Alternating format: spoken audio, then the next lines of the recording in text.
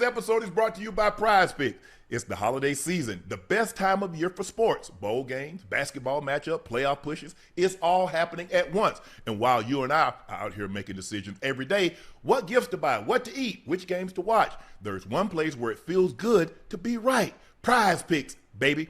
We're in the thick of football season, and some of y'all might be feeling downright sick. But don't worry, that's why we have Prize Picks to keep you going for the rest of the season. Week 13 of football, Thanksgiving football did not disappoint. Dak, CD, more. Cowboys are heating up at the right time. And the Bills and the Steelers, man, Josh Allen looked good. And that running game, right on time. New feature alert, Prize Picks now has early payouts. If your lineup gets off to a hot start, you may have the option to cash out those winnings before the game even finishes. Prize Picks is simple to play. Just pick more or less on at least 2 player stats. If you get your picks right, you could cash in. Download the Prize Pick app today. Use code Shannon to get $50 in lineups after you play your first $5 lineup. That's code Shannon to get $50 in lineups after you play your first $5 lineup. Prize Picks. It's good to be right.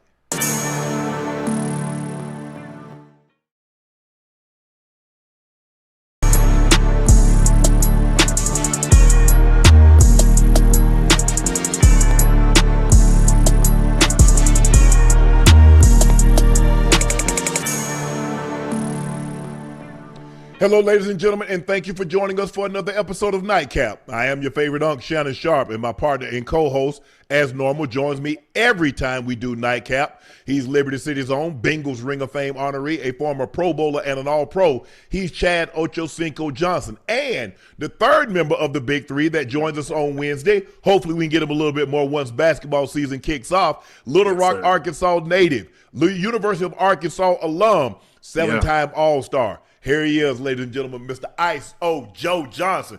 Joe, how you doing tonight, bro? Come on, man. Come on, Unc. Hey, I woke up this morning. I can't complain, baby. Well, yeah. Okay, well, ain't nothing to complain about after that, then. Please make sure you hit that subscribe button. Please make sure you hit the like button and go subscribe to the Nightcap podcast feed wherever you get your podcast from. We would like to thank each and every one of you for your support and your continued support, because thanks to you, this is what we've become. And only because of you, we shall continue to rise. All the awards, all the adulation and praise that Nightcap receives is only because of you, and none of this is possible without you. So thank you again for your support and your continued support.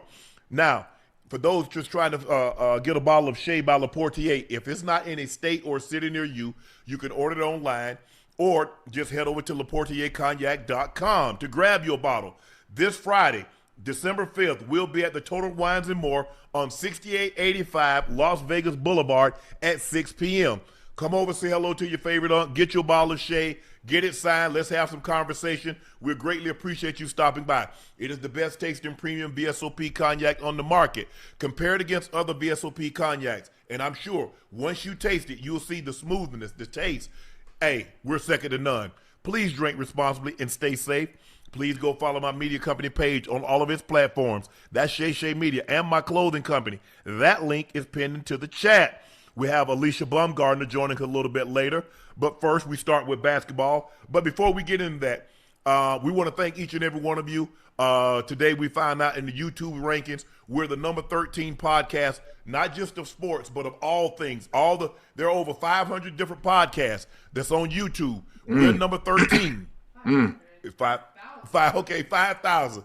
There are 5,000. There are thousands of podcasts on YouTube. Wait a minute. We're number 13. Hold on. We're the number 1 sports podcast of all the people that do sports. Yeah. We're number 1 on YouTube of all the people that do sports. We don't need to call no name. We don't need to hype ourselves up by trying to talk down to someone else. But I'm just saying, this is only because of you, because none of this is possible without you. All the things that I've been through, and Ocho stood by me, and Joe came back and joined us, all of this is because of you, and I personally can't thank you enough. What you want to say, Ocho? Wait a minute. I'm listening to the numbers. The numbers is astonishing. Now, we barely entered in our second year. Now we talk about thousands and thousands and thousands of other podcasts, many that have started before us, and the fact that we're 13, that's tremendous. That is an amazing accomplishment, and obviously our success is all because of you that continue to watch and support us. Y'all are the meat and potatoes to why this thing is going the way it is, and I want to thank you. from the goodness and the graciousness of my heart, and but we just started, and we gonna get to that number one spot. We gonna get there. That's our goal. Man. Joe came on with us last year and to do basketball, and he came back with us again this year. So we want to thank Joe for being a part of this. And a lot of people were trying to get Joe, but he was looking for the right situation, somewhere where he could be himself, be comfortable, and talk about not only basketball, but he wanted to talk about other topics as well. So we think Joe is the perfect fit for Nightcap to be a big three that's on Wednesday night. And as I said, as we move into the new year, hopefully Joe would want to come on for an extra night, but we'll see how that pans out. But to all you guys that's watching, that's listening, that spread Nightcap through word of mouth, Ocho and I and Joe want to personally thank you for your support and your continued support. But first, we got to start with some basketball, Joe. Let's Chris go. Paul time with the Los Angeles Clippers. I guess they say the second time is not better than the first time. Paul was sent home by the franchise late last night in the middle of a 5-game road trip. CP3 wrote on IG, "Just found out I'm being sent home." The Clippers then announced saying that they had released Paul, saying Chris is a legendary Clipper and had a historic career. But I want to make one thing very clear. No one is blaming Chris Paul for our underperformance. I accept responsibility for the record we have right now, and there are a lot of reasons why we've struggled. We're grateful for the impact Chris has made on this franchise. According to Shams, Chris' leadership style clashed with the team, and he had not spoken to Ty Lue for several weeks. Per Chris Haynes, Chris Paul requested a meeting with Lue to discuss perception he was a negative presence on the team, and Lue refused to meet. Joe, having played 17 years in the NBA, had been one of the leaders at a lot of different places. What do you deduce? What happened, and how did it? What seemed promising the second time around? How did it go so bad so quickly? Well, Unc and Ocho sounds like to me. I played with Tyronn Lue. He was a point guard here in Atlanta. I had a chance to play with Chris Paul in the USA in 2006, and I played with him in Houston that 1 year with James Harden was just unbelievable. And we lost to the Warriors game, 7? Could have went to the finals. So I know both of these guys pretty well.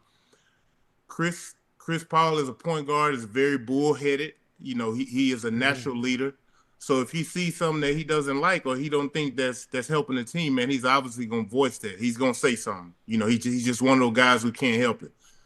But Unc and Ocho, y'all know losing exposes a lot, man. It exposes a lot. And when you're getting your butt kicked night in and night out, I feel like you have to put the blame on someone. And unfortunately, it seems though, even though they came out with a statement that said Chris this has nothing to do with it. His our record is why we excusing him from the team, but it's just a bad look, man, on a guy who is a Hall of Fame point guard, who's already said that this is his last year playing.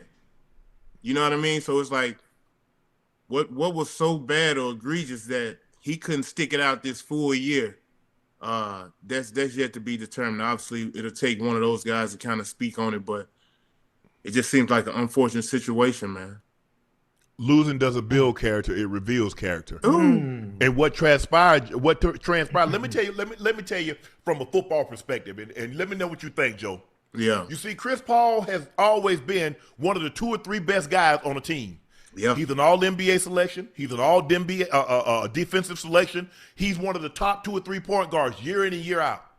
You see, Ocho and Joe, as you start to slip, your voice is not as loud, and it can't be as loud. Yeah. So things that you would normally say when you was all NBA, you was all defensive, you could go to the coach, demand a meeting, and no problem. You see, Ocho, you know this. The 53rd man can't get a meeting with the head coach. The 1, 2, 3, 4 guy can get a meeting with the head coach. Yeah. And you see what transpired? Yeah, he's saying what's going on, but nobody wants to hear that, Chris, because you're not the player. You can't help us get out of what's going on. Right. This is what I think happened. This thing went awry when they gave up all those picks for Paul George and they moved heaven and earth to get Kawhi Leonard. Kawhi, had they won 1 championship, you see, Toronto gave up a lot to get Kawhi. It was well worth it because what, Joe? They won a championship. Yeah, yeah. You see, now the Clippers are further away from winning a championship than when they were before they even got Kawhi. Yes. So now we've given up all these picks. Y'all see what Shea doing on a nightly basis? Not only did he win a championship, he's finals MVP, he's a league MVP. And we had him, Joe. We had him. We had a goose that was laying golden eggs, and we gave him away. We made the biggest mistake since Aesop gave his kingdom away for a horse.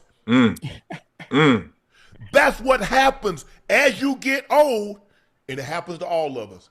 We're all not going to have the same ability to go speak or to go knock on the boss's door and have a conversation with him. Right. It will happen to us all. Yeah. And that is what happened to Chris Paul. Chris thought he was, from outside looking in, chat, I haven't talked to anybody. I have not talked to anybody, so I'm just saying, from my standpoint, yes, Chris is looking at himself, he's Chris Paul and CP3 in name only, not in play. Yeah. So if you can't produce the same way, you can't expect to have the same kind of leeway. You can't be that critical. Because you could be critical when he was that guy, when he was in New Orleans or all these other places, when he was at Houston and he was at OKC. You could have that. Yeah. When you play 8-10 minutes a night, guys, it's tough. You don't get that kind of leeway. You don't have that kind of luxury. That's what I deduce from what happened in this situation. Yeah. Hey, Joe and Unc, I'm curious. Obviously, with Chris Paul playing as long as he's playing, being a seasoned veteran in the game, understanding what it takes to win. The Clippers have had mishaps, obviously with the trade with Shea and other things not going right with the Kawhi trade. Why not he not be able to express themselves and say this is what we need to do if you want to see things go in the right direction? Why would they not listen to him? Why would they not take heed to what he's saying?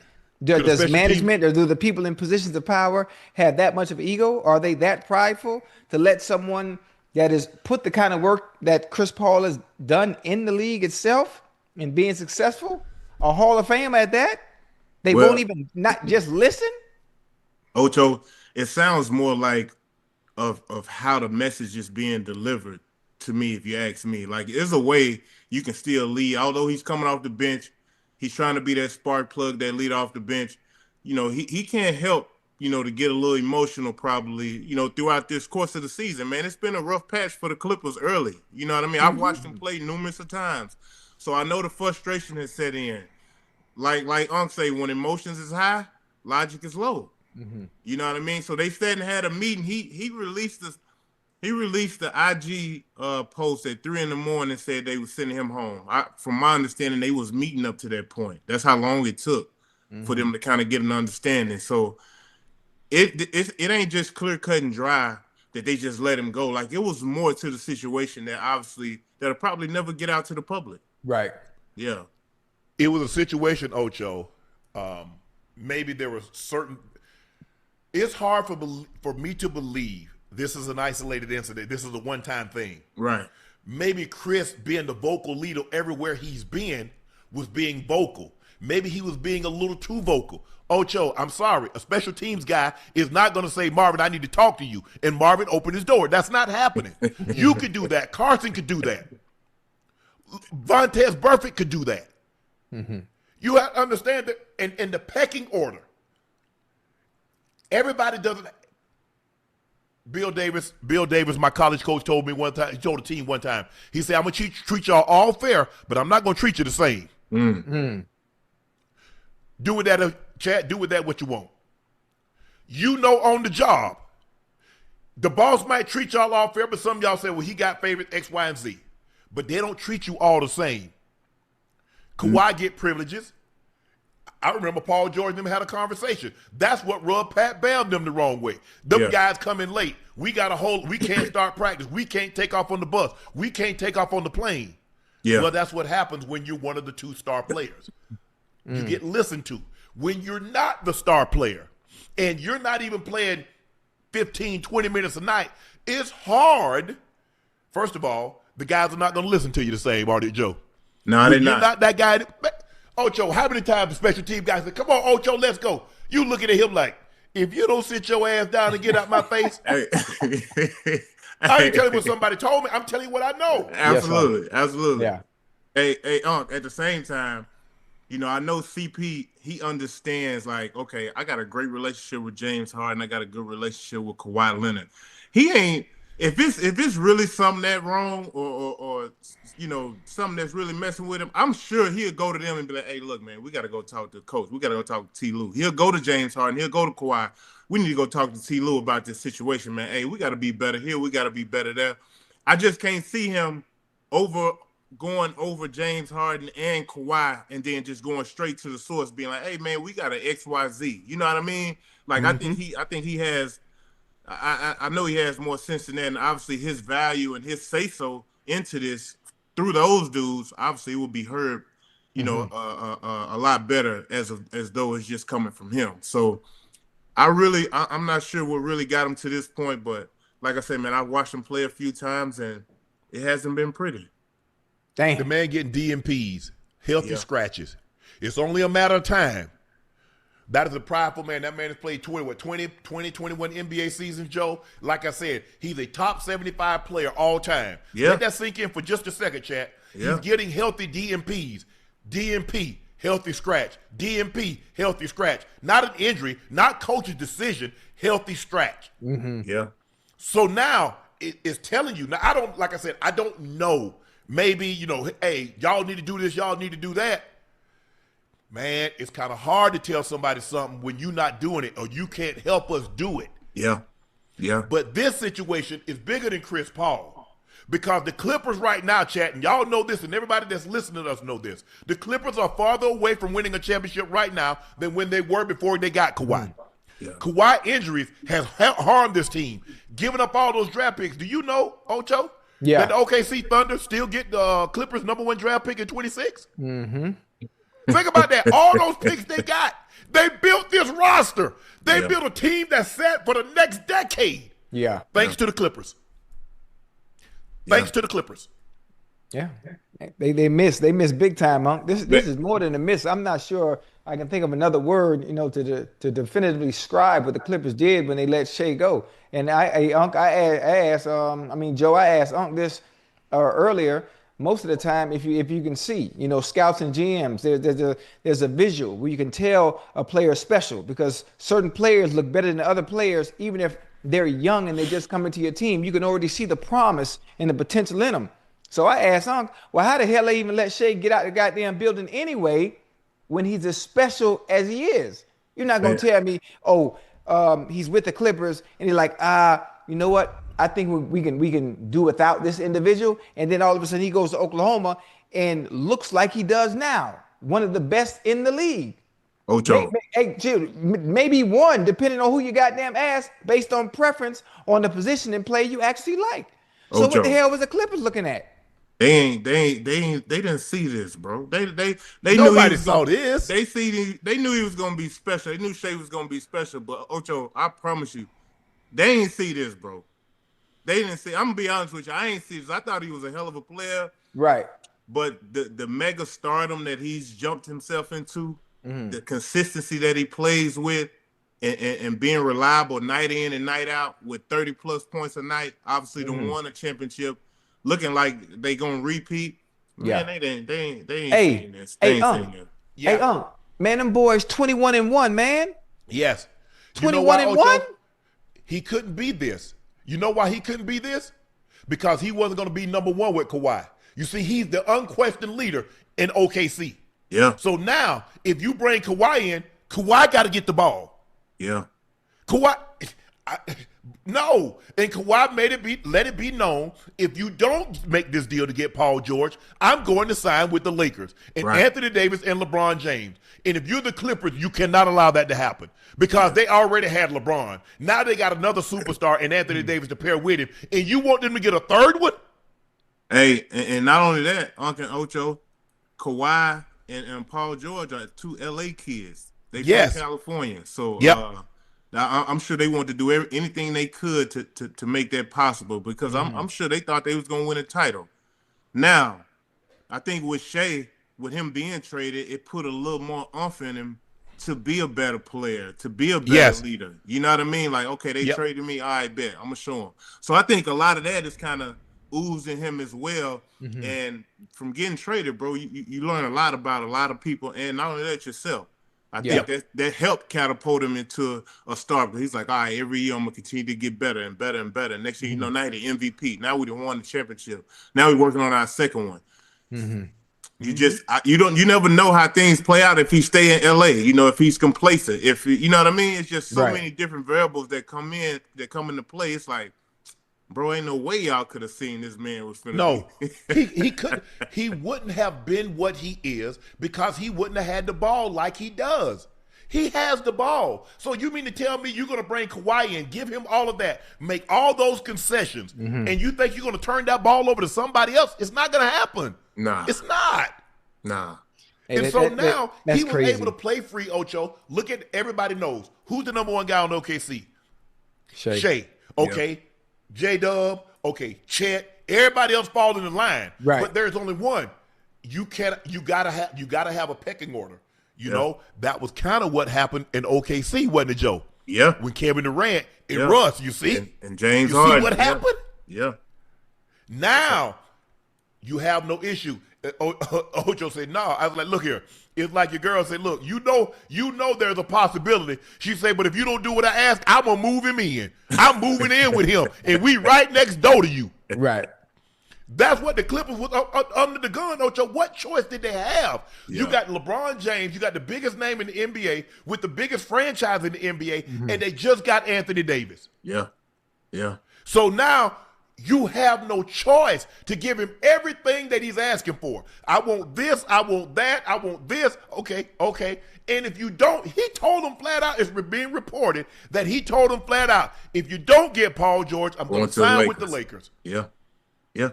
That's crazy. That's crazy. Now he got hurt. They got getting to the championship game.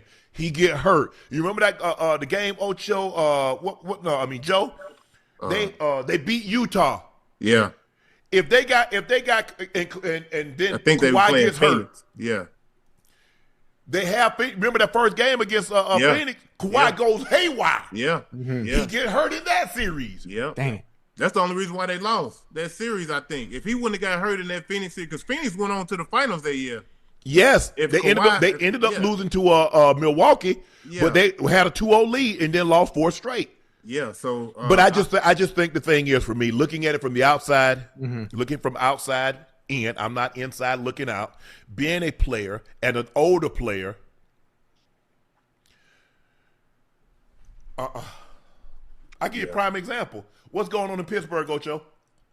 Aaron Rodgers. Got a quarterback say guys ain't coming to meeting that he called. Yeah. I'm just saying, he say, hey, we ask guys to come by. Let's be critical of ourselves. Right. Hey, that's crazy. I mean, just thinking about it, what Chris Paul has accomplished. Yeah.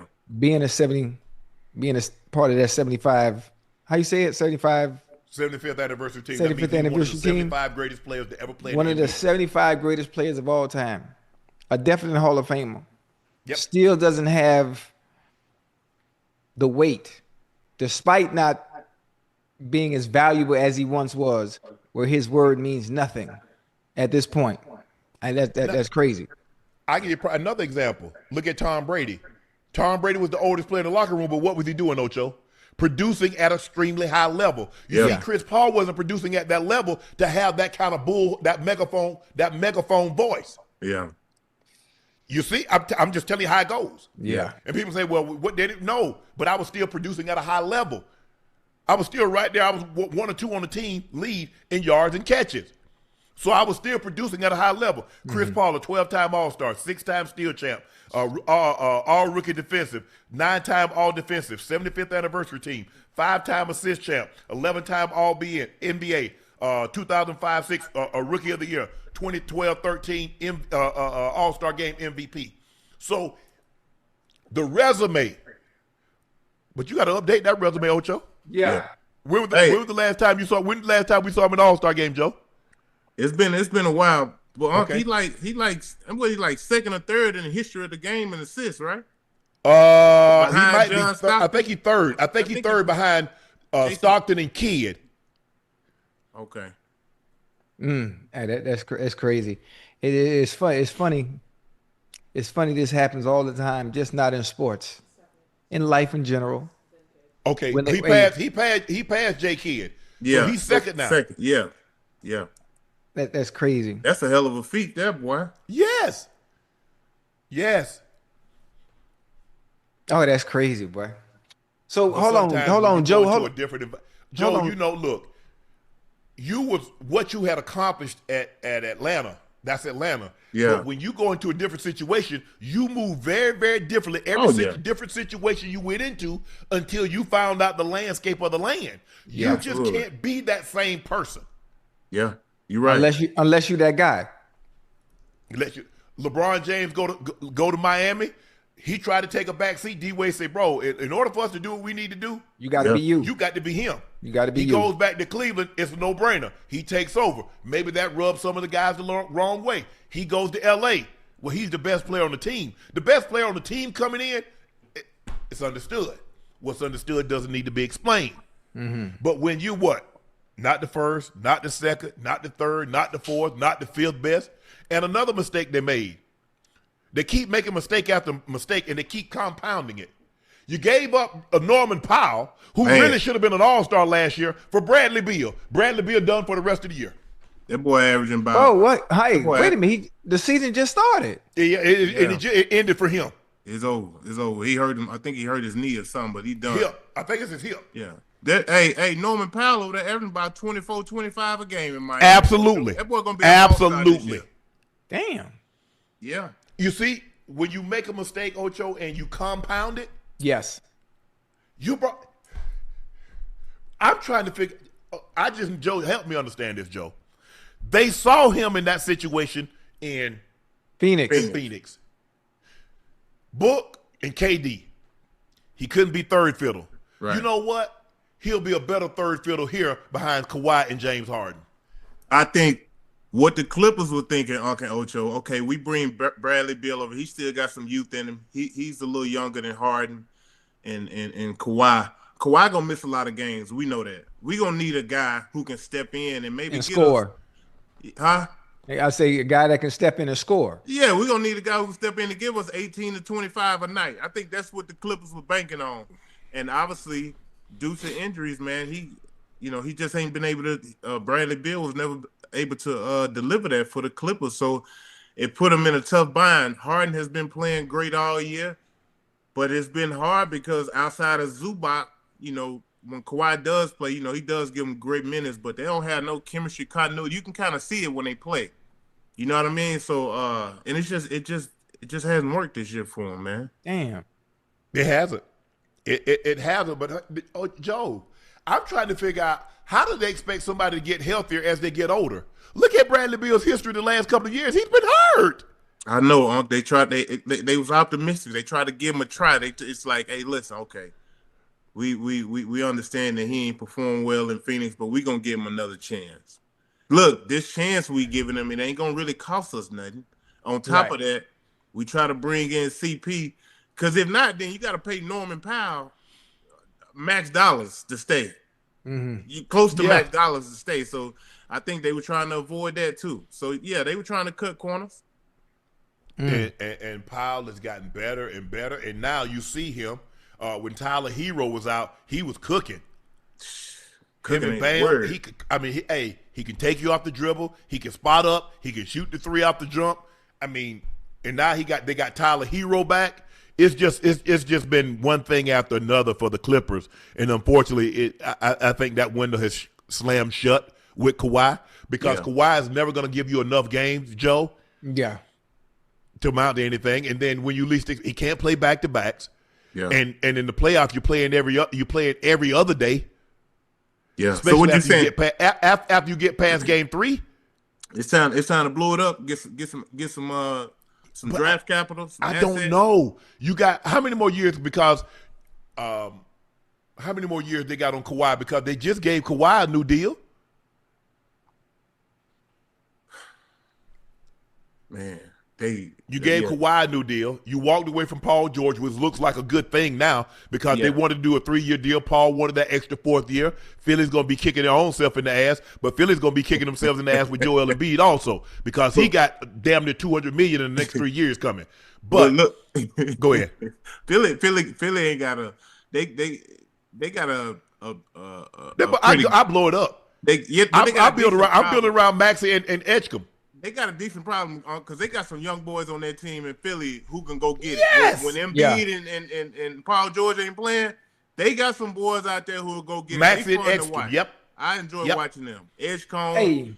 What's the guy that come off? Tyrese Maxey come off the bench. Maxey. Quentin Grimes. Yes.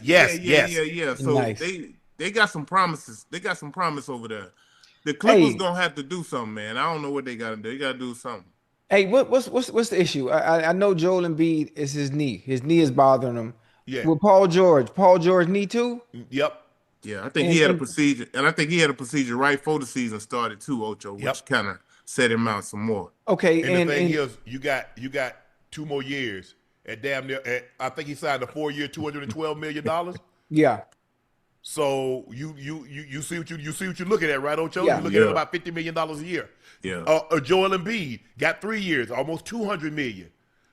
He's out, can't play back-to-backs. They are already saying Joel Embiid is not playing back-to-back. Guess what? He's getting older. He's getting heavier. Like I said, I've never seen somebody get healthier as they got older. Yeah. Yeah. And Kawhi knees bad too, huh? Bad? Worse than mine. Man, hey, look. The only difference is I'm 57.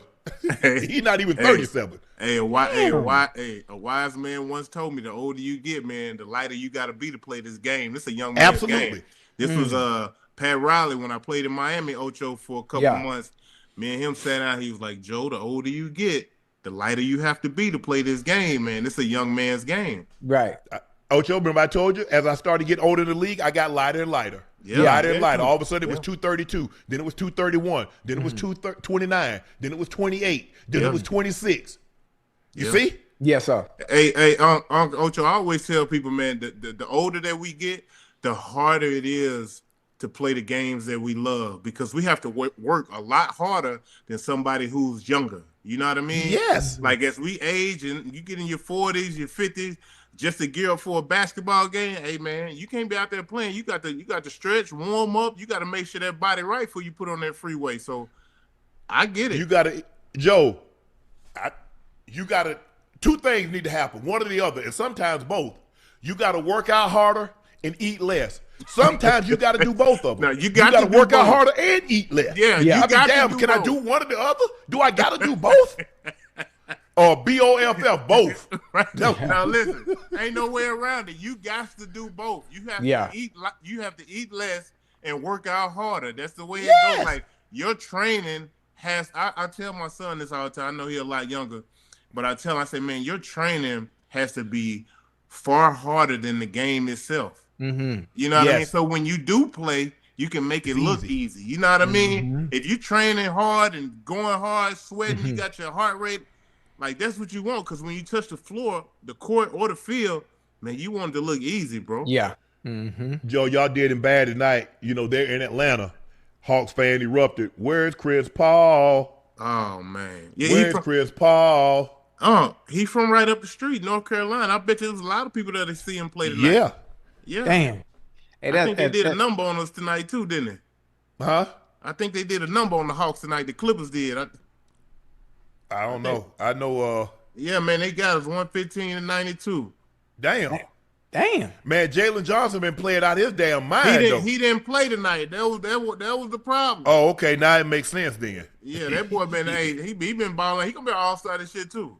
Yeah, he playing like an all-star. Oh man, them young guys are really doing a number, man. They are. They got some guys out there that's playing hard, but I don't want people to lose sight of Trey not being out there, man. He's definitely gonna be needed because to me, Unc and Ocho, he's the it factor. He's the guy who can win you a series, who can get you to the next round. Like, yeah, it looks great now, throughout the regular season, we winning games. But man, look, when it get nut cutting time, we need a guy who done been there and know what it takes. Right. Like, Man, Jamal Murray had a monster game, Joe. He had 52 points. He was 19 of 25 from the floor, Ooh. 10 of 11 from the three. Hold on, 19 for 25? Yeah, man, 52. Hey, boy, he was efficient tonight. Hey, when Unc and Ocho, when Jamal Murray playing like that, it's gonna be hard. Oh, they hard. You can't beat them. You can't beat them because look, Jokic still at 24 points, 8 rebounds, 13 assists. So he's still gonna give you his triple double. Now, if you get somebody to chip in that's gonna give you 40, 50. Think about it. Aaron Gordon's out. Gordon, go look back and look at Aaron Gordon since he got there and they won the championship. He's been better shooting the ball from outside, playing outstanding defense. He's that third option. Yeah, and had he not got, it'd have been very interesting to see, Joe, what would have happened, what could have happened had he not gotten injured that game 7 against OKC. Yeah, you're right. Next topic, Giannis Antetokounmpo is unhappy with the Bucks organization. He deleted all mentions of Bucks from his social media pages on Tuesday. And Brian Windhorst revealed Giannis had asked to be traded to the New York Knicks during the offseason. Giannis' agent, Alex Saratis, it sounds Greek. That name reportedly have begun discussion with Milwaukee regarding his future. A resolution is expected within the next few weeks. Joe, let me start this. Joe, I ain't got no problem. Yeah. Guys wanting to leave.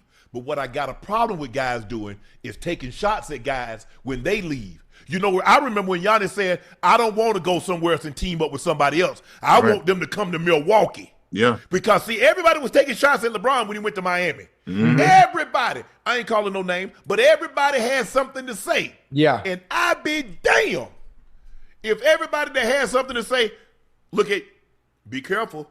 You'll become the very thing you despise. My grandpa used to always say this, Joe. Be careful, boy. You'll become the very thing you despise most in a person. Yeah. Yeah. Because you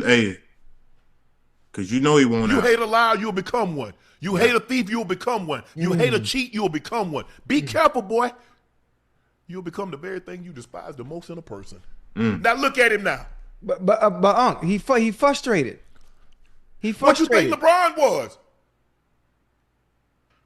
But everybody has something to say. Right. Ocho, I ain't got no problem with guys wanting to go. None whatsoever. Right. But guess what LeBron did? Guess what KD did? Now, they traded KD.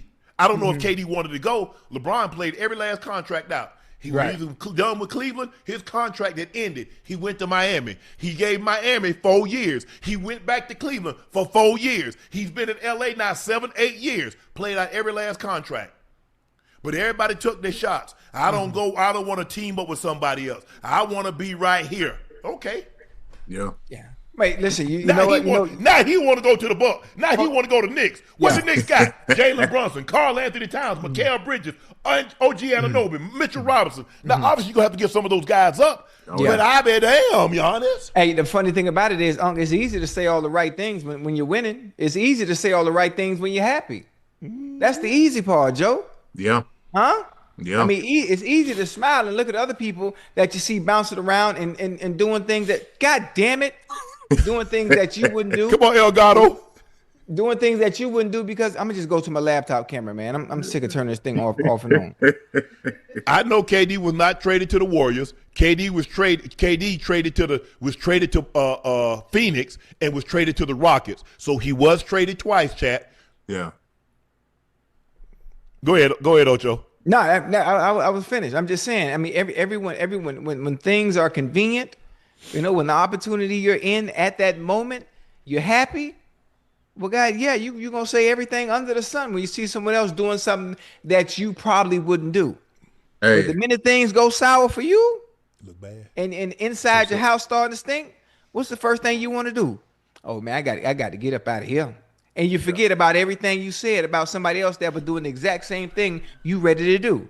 You ready to get out that stinking house because it smell. Send that to Joe. What's that? Send that to Joe. Ask me to send you this thing where Giannis injured his cat.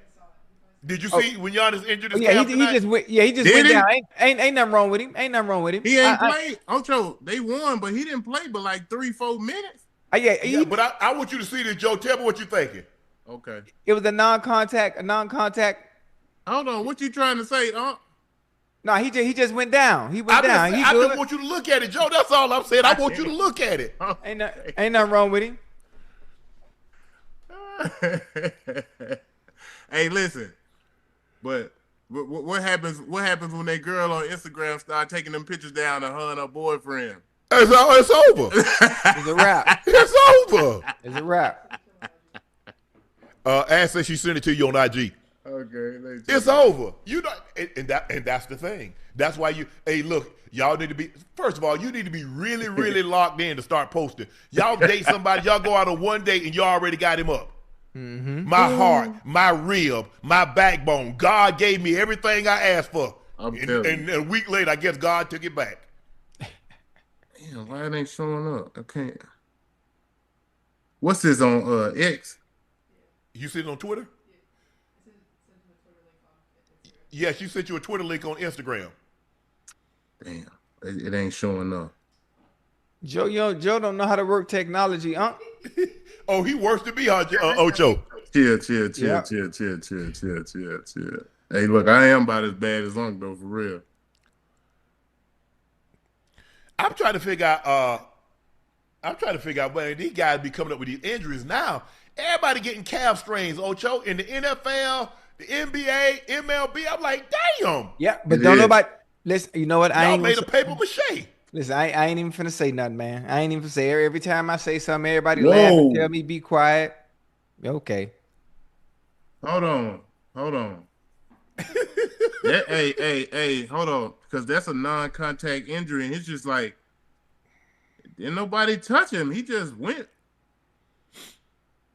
You know what it is. He frustrated, Joe. I know what it is. Hey, man. First of all, when you start hearing rumblings about somebody in a relationship, Ocho, it's just a matter of time. Because somebody done said something to somebody, and somebody done put that information out. Yes, sir. Hey, this might be a little more serious than what we think, though, Unc and Ocho. What? That injury? Hey, that ain't no injury? Oh, you talking about on the inside? Nah, I'm saying like Joe, but here's the thing, Joe. Let me ask you this. You go down like that and the training staff don't come over, your teammates come help you up. Come on, Joe. You know what that is. I can tell you what that is. That's easy as day. All I'm saying, Joe, when you went down, did the training staff come or did your teammates come get you? Yeah. Can I tell you what that was? Hey, Joe, can I tell you what that was, Joe? What's that, man? I don't want to risk injuring myself and lessening my trade value. So I'm going to go down and pretend I have a non-contact injury until they get this trade in place. Nah, I'm sorry, man. I don't think Giannis move. He don't take me for that type of guy. Now, allow me the right to be wrong, Uncle. Well, Joe, I just told you, inside the house it smell right now. No, I don't want to be inside the house while it smell. That man worked too hard, bro. I don't see that man just giving up on that team like that. I think this injury is far more serious than what we can anticipate right now. Joe, you don't want to bet none, Joe. I'm telling you, Joe, you got to understand. You most of the time, when you see an individual like that, of course, you wouldn't. They said it's his calf. Of course, now, obviously, Ocho, they're gonna do an MRI. They're gonna do an MRI. They're gonna do a full battery test. Yeah. They said it was his calf. They said, I guess they said the tendon is intact. Yeah. Yeah. They said it was a calf strain, Ocho. So that's what we got to go by. A lot of people like it. Sometimes when guys want to get out of a situation, but like I agree with you, Joe. I don't. Giannis doesn't take me for that type of a guy, but he doesn't take me for a guy that wanted to be moved during the season. Exactly. If what Shams and if what Brian Windhorst is saying, that he asked to be moved before the season. Yeah. So if what they're saying, if what they're reporting is true, that he asked out during the season because they got him Dame in that situation that worked. They bought Dame out. Yeah. Now, here's the thing. Miles Turner, he signed with Milwaukee to be with Giannis. He ain't there 2 months, and Giannis won out, and now he's stuck. He could have stayed in Indy. Well, listen, if he already told you before the season, look, man, I want y'all to trade me, y'all didn't do it, we went with it. I'm not going to give up on y'all, but I still want y'all to know, look, I done wiped my Instagram clean with y'all. So that's one sign. That's one sign, Unc and Ocho. That's one sign. Now, next sign going to be, I'm just gonna have to go and come public and tell y'all, hey, look. No, he won't. Now, he definitely don't strike me as that type of guy. Yeah, Hey, I'm saying, listen. if he really want to get out of there, that's how he gonna be able to get out. He gonna have to voice it. He gonna have to say it. Listen. But what you're gonna have to, let me ask you a question though. Let's just say he wanted to go to the Knicks. You're gonna have to give up Karl Anthony Towns. You're gonna have to give up Mikal Bridges. You're gonna have to give up OG Anunoby. You're gonna have to give up draft picks. It's him and Jalen Brunson. Jalen needs the ball. Giannis needs the ball. Is that enough? I think if you New York, you try to find a way to keep Brunson and Cat. Oh, Now, ain't no way. I say you want to try to find a way to keep them two, because if you can keep them two and add him, now we because now Cat can just kind of stay out there on the three. He want to shoot threes anyway. Yeah. But you got you a great rim roller, lob thrower, downhill guy, but you're gonna probably have to give up Mikal and OG. Like you're gonna have to probably give up both of them if you giving up Cat, because I need a superstar. And I'm not saying I think Cat's a star. I don't think he's a superstar. But you're gonna have to give up Cat. What, man? I think Mikal Bridges is fine. I think OG, but they ain't really selling no tickets like that. Yeah, Cat was the #1 overall draft pick. I got to have him because and with Brunson and based on the Eastern Conference this year, that might be enough. Now Orlando gonna have something to say about that. Orlando's gonna have something to say about that when they get Banchero back. And the Detroit. way Wagner is playing, the way Suggs is playing, the way Black is playing, they got Wendell Carter. Oh no! They're gonna have something to say now. Yeah, Detroit gonna have something to say too. Detroit's gonna have something to say. Cleveland, I got to see Cleveland because Cleveland do this to me every year. Donovan Mitchell do this to me every year. He get me so damn hyped, and then he let me down. In Cleveland is more of Darius Garland for me. If he can stay healthy and be that guy next to Donovan, yeah. But if he can't stay healthy, Unc, it's like he be out there fighting against 4-5 different dudes by himself. It's too much. It's too much. I just think Cat's gonna be a part of any trade. Now you got Josh Hart, but I think Cat, Mikal Bridges, and OG. I think they're getting those guys. That's it. If you're Milwaukee, yes, you want Cat. If you're the Knicks, you want to try to keep Brunson and Cat, and I don't know how you do that and bring in Giannis. But you want to try to keep them two to have with him, because just him and Brunson. Actually, I want him out the East. I'm sending him to the West. Okay, who got something for me in the West? I don't want him in the East. Why would I do that? And I got to see this man at least 4 times a year, Joe. He brought you. Hell no. He done brought you a championship. And I appreciate that. And we played him handsomely. Yeah, I don't know what else y'all want from me, because they not a championship inspiring team right now. Mm-hmm. So I don't really know what you want from him. I mean, at some point, at some point, all good things got to come to an end, right? Yeah, that's true. And listen, he asked for a trade at the beginning of the season, and the fact that obviously we all known people who you would think would never do certain things, and they do something out of character, something that's very uncharacteristic of who they present themselves as publicly. Yeah. Yes. Okay. When this comes out, and I tell y'all this is his way out, that there's nothing wrong with him, he's going to make sure that he doesn't lose trade value by injuring himself right now. I guarantee you. And I want those apologies from. What about this? Oh, Joe. What about to the Mavericks? Anthony Davis and another player. Anthony Davis.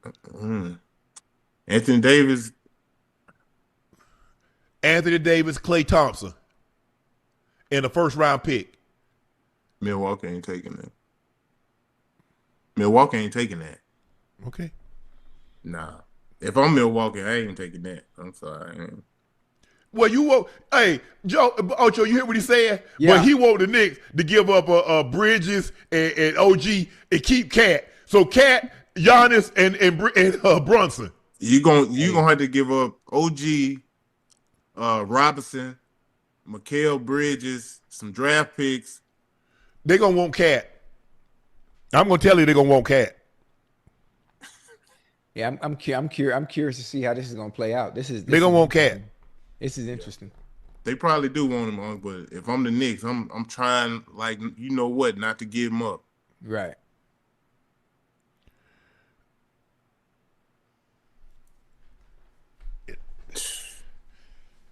It's tough. It's tough. And I think the thing is, Joe and Ocho, is that we've got to get out of this notion. Man, Bird would have never requested a trade. Magic would have never. Jordan or this one. It is a new day. It is a new era. Yeah. I never would have thought eggs would cost $8 an effing dozen. Man. I never thought cigarettes would be $10, $12 a pack. It is a different time. Yeah. You got to think differently. You can't use that same he would have never done. Yes, my grandmother and people's grandmother stayed through no matter what. It wasn't no divorce.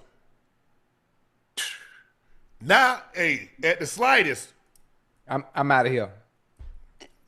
Deuces. Man. So we've got to stop this notion. Our former great players wouldn't do this. Yeah. Because it's a new day. Social media, the landscape of professional sports is different now. It really is. And so, hey, Giannis you in got New involved York. with the times. Giannis in New York would be crazy. Oh my God. Yeah, that'd be nasty. That'd be nasty. What, Giannis and Wemby with Castle? See, they got some Harper. assets. Yeah, They do. Yeah, San Antonio got some assets. They got some guys over there who Milwaukee wouldn't mind taking. They got a few of them over there. Hey, man, come on, man. Come on. That's not fair now. What's not? Fair. How you going to have Giannis and Wemby on the same goddamn team? Come on now. Hey, man. They got some guys to give up Ocho who can come over to Milwaukee and make some things happen. Yeah, they do. Yeah. I think they're gonna be some guys. Would I be shocked if Ja got traded? No. Would I be shocked if Zion got traded? No. Oh yeah. I'm not gonna be shocked either one of those guys get moved. Oh yeah. I think both places are kind of like, yeah, I've seen enough. Ja stays hurt and he ain't learned his lesson. Yeah. Hey, Zion just stays hurt. Hey, Joe. What's up? I know where he gonna learn his lesson at. Where? It ain't nothing like coming on down here to this military base down here in Miami. You hear me? Hey, you want some structure and discipline? Come on down here to this military base. It's just like the Marines. We gonna get you right. Hey, I don't mind the shakeup, Unc and Ocho. You know, I don't mind seeing guys on the move. You know, especially some of these big names who I think need a fresh start. Yeah, a little change of scenery. Listen, Ja playing in Miami. Yeah, and that's a different animal, Ocho. Yeah. Don't worry. I'm gonna make sure you stay focused. No, Joe. I tell you what, you went to somewhere that was really structured. How different was it for you where you couldn't be yourself? How different was that for you playing in New England as opposed to Cincinnati, where you got to be Ochocinco, and when you went to New England, you had to be Chad Johnson? I mean, it was cool. It was cool. I mean, it was cool. And listen, that experience for me, honestly, I understood my role once I got there. I wasn't there to be Ocho. You hear me, Joe? Yeah. I wasn't there to be that Chad of old where I had to shoulder the brunt of everything on my shoulders when it came to us from an offensive perspective. When I got there, boy, they was loaded. So in my mind, I'm like, well, what the hell y'all brought me here for? There's only one receiver that I know that went to New England who can play on the outside and was able to dominate. I'm talking about go crazy. And he's one of the best all time. And I don't compare nowhere close to that individual. So in a way, I was there. I was at peace. Well, what you want me to do? Okay. And I definitely wasn't finna complain, because I understood that Patriot way. I understood that. So I went in there. Hell, you got Gronk. Like, Joe, look who they got, Joe. Yeah. They got Gronk. Yeah. They got Aaron Hernandez. They got Wes Welker. They got Julian Edelman, Deion Branch. It was one more. It's somebody else. I'm like, well, God damn. Y'all loaded. What? Man, what the hell? They traded me here and they got all these goddamn. They got everything. But Ocho, you want to leave your imprint though. You want to contribute. You want to be a factor on the squad. You know what I mean? Yeah. It wasn't like you was there like, oh, I'm just chilling. Okay, don't. No. You know what I mean? No, You're a competitor, bro. You're a competitor. I'm a competitor, Joe. But Joe, you know, it wasn't going how I wanted to go, and boy, I wasn't finna say not a goddamn word, boy. Hey, not over there, huh? Hey, Joe, I remember Randy said something in the media. I think about contractually, right, Unc? It was like something contractually about money. Yep. Boy, Joe, he was going in 24 hours, Joe. I'm like, oh hell no. If I'm not mistaken, I think they traded him back to Minnesota, and then Minnesota traded him to Tennessee. Hey, Joe, he coming off a 23 touchdown season, boy. Damn. 23 touchdown season. And I would love to be compensated a little bit more if I'm not mistaken. Yeah. That was after the that might have been. He was traded before you got to Ocho, so because 2007, 2008. I think he got traded in 2009 back to Minnesota. Yeah. Because remember, Ocho, he sat out and then he ended up going to San Francisco. Yes. And San Francisco went to the Super Bowl and played the Ravens. Yeah. Mm-hmm. Yeah. Listen, but hey, Joe, one thing about it, it was a wonderful experience. It was a wonderful experience. And I think, honestly, for Ja being in that structured environment where it's a little bit more tight-knit, having someone like Pat Riley who rules with the iron fist, it can be a good thing for him. And adding that structure that he doesn't, and that discipline he doesn't have right now, or that many may think he doesn't have right now. Ocho, what's up? That Miami culture, that Heat culture, let me tell you something, man. They got pre-practice before practice. Yes, that's what he needs. And if practice is at 11, pre-practice is at about 9:30, 10 o'clock. Yeah. That ain't walking in at 9. That's ready to go on the floor. Yeah. You got D-Wade, UD, all these dudes are in pre-practice. So everybody's in pre-practice. It's just kind of the Heat way. That's how it is, man. It's like them dudes work, man. They put the work in, bro. Yeah. So they ain't looking for nobody who coming in and you too swagged out to get in here 2-3 hours before practice, man. We trying to accomplish something. Nah, he owned that. He owned that. That change the scenery, that's what he want. Young bull want to be great. Okay. And he can't do what he want to do out there in Memphis. Memphis is a great place now. It's a great place. It's hard going to an unstructured, coming from an unstructured environment and being structured. Ooh. Yeah. It's hard. Yeah. It's hard, Ocho. That's why the military, you can't be in there without discipline. They get you up out of there. They're gonna break you. Do you understand? You go to all the people that go ahead. I was gonna say the military, Joe, the Army, the Marines, the Navy, you have no choice but to have discipline, because one mistake, there is no coming back. This ain't Call of Duty. This ain't Call of Duty, Joe. Yeah. One mistake out there, when it matters most, when it actually counts, you don't get you. Once you get hit, that's you done, and then you're responsible for everybody else's life as well. So you have no choice but to be structured and disciplined. You can't make mistakes. Like Colonel Jefferson asked Caffey, have you ever put your life in someone else's man's hand, and ask him to put his life in your hands? We follow rules or men die. Yeah. Hey, I don't even like the sound of that. That's too much pressure. I don't even like those expectations and the way it sounds, Joe. Like me neither, Ocho. I don't even like the way it sounds. I don't want to be responsible for your life. Sometimes, Joe, and I'm talking about on a smaller scale where it's not life or death. Like in life, football and basketball, where you ask the man that's playing next to you to put his trust in you, that you're going to do what you're supposed to do. Okay. And you ask that man that's on the court next to you, Joe, to put his trust in you. Yeah. And you put your trust in him. You're right. It's not to the magnitude of life or death, but wins and losses. And it feels like life and death. Yeah. Because a lot of times when you losing is worse than death, because you got to wake up the next day. Come on now. Yeah. Some of us process them losses a lot harder than others, bro. Yeah. Absolutely. Most definitely. Yeah. The more you put into it, the harder it is. Absolutely right.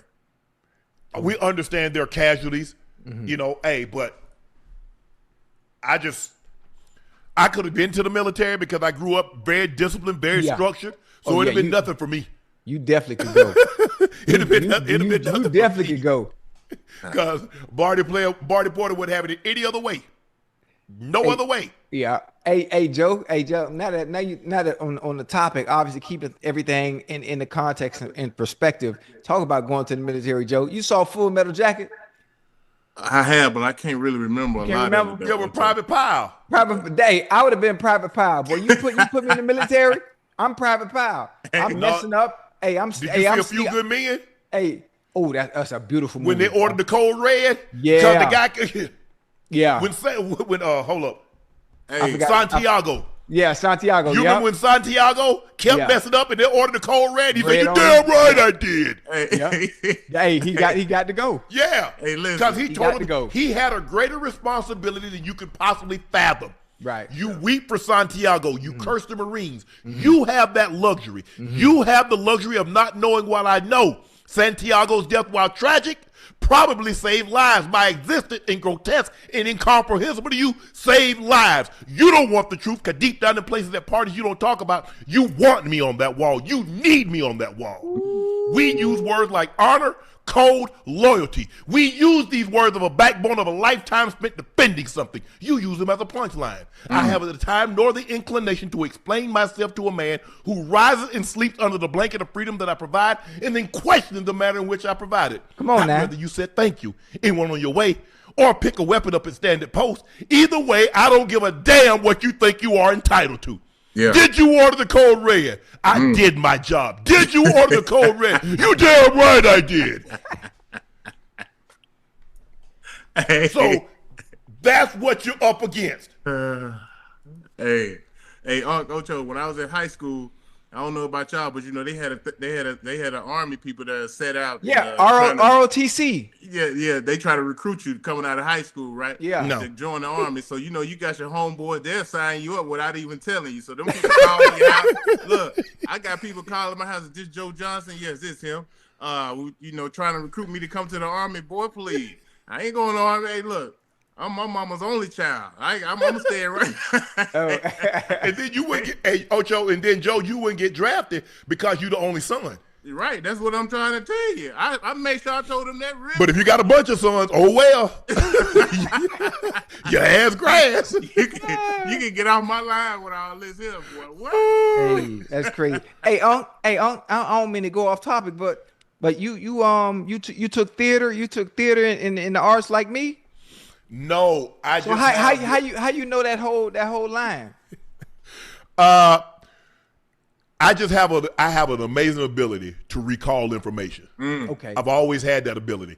And I think it came from my grandfather because he put a lot of pressure on us because back then we didn't have no cell phone. Yeah. So my grandfather would get somebody's number and he would say, tell it to them two boys. It was me and my brother. Yeah. So he would tell us, the guy or the person would tell us the number, me and Spanky the number, and we'd have to recall it once we got home. Now, there are a lot of times we weren't going right home. We go to somebody's house or we go do something else. And by the time he get home, he's like, hey, boy, what was that number such and such told you? And we'd have to recall it. Yeah. So ever since then, I've always been able to recall information. Yeah. And that's why, like plays and stuff, I could just recall it. And so I've always had that ability to have tremendous recall. Hey, that's really dope. I don't think people understand how dope that is. The fact that you can still recall that moment, one of the better scenes from that movie. Oh yeah, obviously the most important scene that everybody recites. Yeah, but the fact that you can still recite it after all this time, and that movie came out how long ago? And Tom Cruise looked like a damn teenager in that movie. Yeah. And if I was able to. And you know what's funny? And just if I was able to do a movie, right, where it's a scene that's very impactful and it has a lot of meaning to it, similar to that, it's a little different, but Any Given Sunday. Yeah. When Al Pacino gave that speech, the 6 inches. That's a hell of a movie. Remember that 6 inches speech? Yep. Yeah. Man, matter of fact, that's my homework. That's my homework is to watch that movie and see if I can recite it when we do the show Saturday. Actually, he followed Mike Shanahan around. For real? Yep. Petrino did? Yep. To get ready for that movie. He was at practice. He came to meetings to see how Mike conducted and stood up in front of the meeting, how he talked to us and things like that. Yep. Yeah, wow. I like that. Hey, that 6 inches speech. Hey, Joe, I used to play that sometime, obviously before games, you listen to music. Sometimes I was more blues, classical type dude, because I want my mind to be calm. Yeah. So I remember there was a few games I would listen to that 6 Inches speech. Dog, and it just gets you hyped up, Joe. It gets you hyped up, man. I already know. Yeah, but I just had that ability to call information, and it's a blessing and a curse sometimes. You remember everything because when you in a relationship, you remember everything else. You can't remember that. You don't remember where you was. You don't remember what you did, who you was with. Whoa. Oh yeah. All I said is that you got me under the gun. Yeah, see. Tell me everything I need to know. Hey, that's not a good thing. You having that's a gift and a curse now. The fact that you can recall everything, because especially when it comes to having a partner, and she know and don't forget nothing, man. Yeah, that's a gift and a curse. And now you out here playing dumb. Yeah. Hey, look. Y'all far from crazy, but you can play crazy. Like my pops used to tell me. Well, I'm far from crazy, but I can play crazy now. Yeah, okay. Yeah, and that's what I asked. Man, he's crazy. I'm like, crazy, like get a check crazy or play crazy. Because you get a check crazy, that's one thing. Play crazy, I can deal with. But if you get a check, I don't want no part of that. Yes, yeah. Ocho Joe, the WBC stripped Bud Crawford for not paying sanctioning bodies. He won the title. Is she up? Okay, hold on. We know. What happened? Bud goes off on the WBC. Crawford says all the sanctioning bodies accepted what he paid them, and he's not paying $300,000 in a sanctioning fee to the WBC. The WBC says he owes. According to the WBC, Crawford allegedly earned $50 million for that fight. Appreciating the magnitude of the event, the WBC modified its rule to limit the boxer's bout fee to 0.6%. Sanctioning fee instead of the typical 3% the WBC rules regulations require. The WBC was going to allocate 75% of the Crawford boxing bout to the Jose Suleiman Boxers Fund, which goes to fighters that that's down on their luck, what case may be. Yeah. With the WBC had no choice but to act, considering champion Crawford had received ample notifications and multiple opportunities to address and resolve the situation. The WBC said now. On the line between Christian Mabili. Oh yeah, Ocho, that's the one we saw. Yeah. He knocked out he just knocked out somebody recently. I can't remember. No, he was the dude. Remember he was fighting. They were throwing them haymakers. Yeah, and it was a draw. He had a draw the last fight. That was the one before Bud. The black dude, the African dude. With I all think I know what muscles. you're talking about. Yeah. And Hamaz Shariz in a mandatory bout. Damn, man. But and Bud responded too. Bud responded. He talked about all the other title holders. WBO. They accepted what he gave them. Yeah, he said everybody accepted the same amount of money after those fights. And for some reason, regardless of what was written, regardless of what you just read, they wanted more for him to be able to attain and hold on to the WBC belt. And he was like, nah, I'm not paying more. And then they want an apology of some sort. And I mean, it's a mess. But I mean, I understand it. I can see it from Crawford's standpoint in a sense. Obviously, something is wrong with it, and he doesn't see fit. And for him to go off the way he did, which is uncharacteristic of him, very uncharacteristic of him. So, I mean, I have no choice but to be on his side. Because this is something that he wouldn't do. Yeah. You gotta pay the box. No, you gotta pay. Well, you gotta pay for the Joe, belt. them belts cost, Joe. You gotta pay a sanction fee for them belts. I ain't paying for no trophy. Yeah, Joe, you gotta pay a fee to keep the belts. Hold on. So, because I seen when Bud won, he went back and gave Canelo he gave because those they make new ones. Yeah, they make new belts. But when he they make the new belts, you gotta pay for all them new belts. Yeah, you gotta pay for them belts, boy. Yeah. Yeah, when you see fighters coming to the ring, you gotta pay a sanctioning fee for them belts, Joe, to keep them. And if you don't pay the fee, then they take them. They'll Strip take them them from you. You don't fight a mandatory, they'll take the belt from you. If you don't pay the sanctioning fee, they'll take them from you.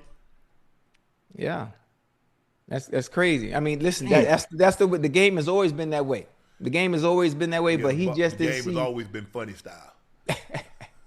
To be honest with you. Hey, it's funny, you know, the one putting their life on the line and getting in the ring, the one going into camp, doing the work 3 months out the year, and I listen. It's boxing. It's the way it's always been.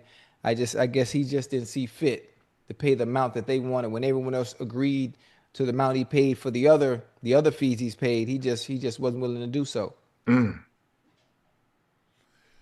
It's tough, man. Look, Bud said, man, look here. I ain't giving y'all no more money. I'm cool. Right. And another thing, Canelo, you want a rematch? I want 100 million. I will be the A side this time around. Okay, listen, Unc, he's the A side, Joe. He's the A side from now on. Yeah, I mean that's. But I ain't fighting but one more time, Ocho. I mean, because where can he make money? I mean, at that point in time, you make 100 million. It's hard to go back down to make 10. Two more. Because the fact he can. I mean, honestly, I'm not sure who's out there for him to fight now. Maybe a rematch with Canelo, and I think a fight that everyone wants to see, and the fact that he gets to command how much he makes. I say maybe Boots. After Boots. Hey, listen, early 2026, when Boots beat Virgil Ortiz, that people think can actually hang with that. Styles win fights, Joe and Unc. Styles win fights. Virgil Ortiz is a phenomenal boxer. He's a phenomenal fighter. But Boots style nullifies and everything becomes null and void once he gets in that ring with Boots. And I can't wait. I can't wait till that contract gets done. Hold on. People can actually see. You think you saying Boots ready for Crawford? No, I said there's something that everyone wants to see. Oh, okay. That's all. I said something that everyone wants to see. I don't think Boots Crawford can command the payday that he would get. The only fight that other than Canelo would probably be Benavidez. No, you're trying to get the man killed. I'm just saying what's going to command the $100 million purse. Boots ain't going to command no $100 million purse, Ocho. Oh, wait a minute. Hold on. If once let's say if he does fight Canelo again, right? Yes. In that rematch, and he wins the rematch, which he will do because there's nothing Canelo can do. Yeah. That can improve that much better in that short amount of time where you would beat Bud Crawford. There's nothing you can do. So I'm just saying, with that being said, he is able to command that kind of money. Turkey Ali has made boxing great again. Turkey Ali would want to see that fight. He would want to see a Bud in a goddamn Boots fight. And if Bud says I want 100 million because it's almost like it's high risk, low reward. But Turkey will make sure the purse will be there where, you know what, you can take that risk now because here's the money for it. Me personally, I don't think Turkey it would put up $100 million purse to see Boots and Bud. But I do think he'd put up $100 million purse for Benavidez, Bud. That's a big ass fight. But Benavidez walks around. Ain't no telling what Benavidez walks around as. No. But I'm saying, now would I take that fight? Look, I don't think at this point in time Bud doesn't really have anything else to prove. Right. He really doesn't. Right. I'll take this rematch with Canelo, get my $100 million, and I'm out. Because if you can't, he made $150 million the last two fights, plus what he made against Spence, probably made 10, 12 against that fight. If he can't live off that, let's just say, hey, he can't live off that, Ocho. I don't know. Okay, but you're probably right. I would love to see it. I would love to see Alycia. Hey, we got a very special guest joining us, Alycia Baumgardner, the super featherweight championship. Where are the belts at? We want to see the belts. What the belts? You want to see the belts? Well, listen, I got one. Want to see the belts. I got one. The sanctioning body, take them back when you don't pay the sanctioning fee. Listen, I am the belt. Let's just get that straight. And one for two, it's Alycia, y'all. Alycia? Okay. Not Alycia, please. Thank you. Alycia. Yes. Hey, I have a question. What's your question? Before we even start, just a question for you. Obviously, with your knowledge and knowing boxing, and right now I see the way boxing is going right now. Boxing is now great again. What do you think at some point in time before Crawford hangs the gloves up, a fight between Crawford and Boots? As in, just in general, what do you think? Would that not be a great fight? I think that would be a great fight. I think you have two great athletes, and anything with someone who has an athletic ability, we can see really who's going to have a better game plan when it comes to boxing, right? So I like that fight. See, I told you, Unc. But here's the thing. Do you believe they put up the, because for me, I told Ocho, I think fight Canelo again, try to get $100 million. But for another $100 million fight, it's going to have to be someone that they really feel that Crawford could lose. That's why Turkey put up the $100 million to fight Canelo. And that would be Benavidez. No. Hey, AB, tell him Benavidez too goddamn big, man. They said that about Canelo. Yeah. I mean. No, it's different. But it is a little different. I do have to agree with that. It is slightly different with Benavidez and the Canelo. Just in regards to skill and when we think about selling a fight. Yeah. So that's just. You recently defended your unified super featherweight titles against Jennifer Miranda in July of 25. You described that performance as a B+. Now you got Layla Abudin to execute better. So what didn't you like about the fight that you previously had? What I didn't like about it is that I hold a very high standard for myself as an athlete, as a fighter. Okay. And I had a long layoff up until that point, and so I know what I require of self. And again, a B+ is not bad, but I know what I'm better at doing. So it's always a learning lesson, and it's always an opportunity to go back and do what I do best, and that's to study, that's to be better, that's to be sharper and stronger, and whatever adjustments I need to make come December 19th. Yeah, right. You know what's funny is I watched the last fight, and the fact that you gave yourself a B+ is funny, because when the eye test for me, actually watching you dominate that fight, whether it be inside the pocket, fighting from distance, you control the goddamn fight. So I'm curious, how do you improve on what I just saw when you fought last time, when it damn near looked perfect to me? Oh, listen, there's so much more improvement. And it's just really styles make fights. We know that. And yes. Miranda was a little awkward style, right? So I'm having to make adjustments as I go. And I just know when you can be aggressive but strategic in how you move, if you can double up on the jab but more on the feints, there's just a bigger, and guess what? I'm fighting 3 minutes this next go around, so I have an extra minute to really dig in that bag. Like, I'm not coming with no small bag, y'all. I'm coming with a Birkin duffel bag. Like, the skills is deep, okay? Yeah. So it's gonna be, so you mentioned that's where I was going next. You're like fighting under the men's rule where you got 12 3-minute rounds, correct?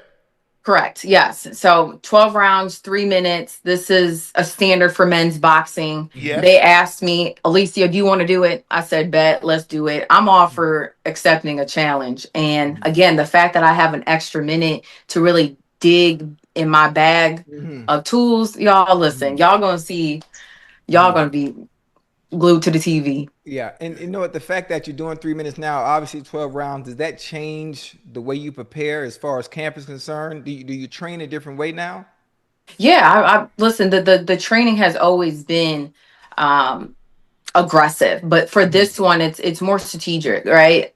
Yeah. And I've been in camp, y'all, for 12 weeks. We know that the fight got postponed, so yes. I've been in the gym. So there's nothing but work after work and always working on the next thing, and I'm ready. Okay. Wait, that's funny.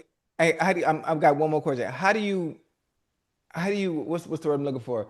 How do you train to a point where you don't burn yourself out, where you don't overtrain, to make sure that when you do fight, you're still fresh, you're sharp, and you polish without overtraining while you're in camp and doing too much?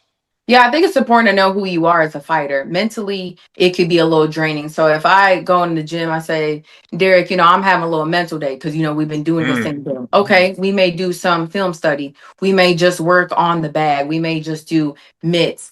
And I think it's important to find that balance, because you're going to need that come fight week and come the night of the fight. So I definitely pay attention to how I'm feeling. Physically, I'm in there all day, every day, but it's just more the mental aspect for me. Yeah.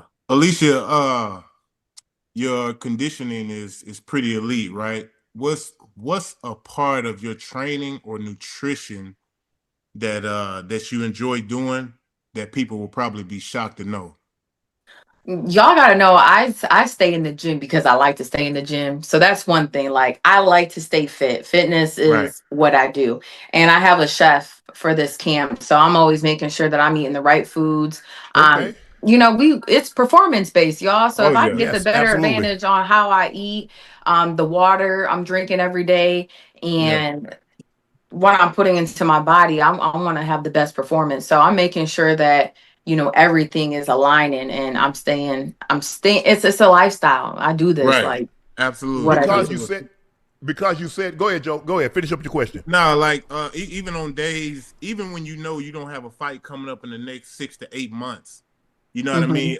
Is your regimen still pretty strict? Do you still train pretty hard? Like, what's the mindset with that? Yeah, for me, it's always still be in the gym. It's to stay Right. active. Y'all know, as athletes, this is what we've done our whole life. So I Absolutely. can't sit still. Yeah. And Yeah. so I always make sure I'm in shape. I'm always doing something. If that's Right. not me working out, it's working somebody out. But I'm always staying ready, like Right. just physically. Hmm. This is I think this is one of the things that really helped Floyd Mayweather, because Floyd was probably 5 to 7 pounds away from his fighting weight. So you're not getting too far away from your actual fighting weight. So you don't have to kill yourself in those 8, 10, 12 weeks that you're in to Right. try to you're not trying to cut 30, 40 pounds. Not at You're probably all. only trying to cut what, 10, 12 pounds? If that? Listen, y'all. I'm fasting for a day and dropping 2 pounds and dropping 2 pounds for real. That's it. I stay within 10 pounds. I'm Yep. 140 right now. If I eat a good meal, 143, back down to 140. So honestly, I don't kill myself. I enjoy fight week. I'm smiling. I get to eat, and it's a joyful weight cut, to say the Right. least. Right. I have a question about this week. The fight, some of the fights coming up this week. Well, what do you think, and who do you have in the Pitbull Lamont Roach fight?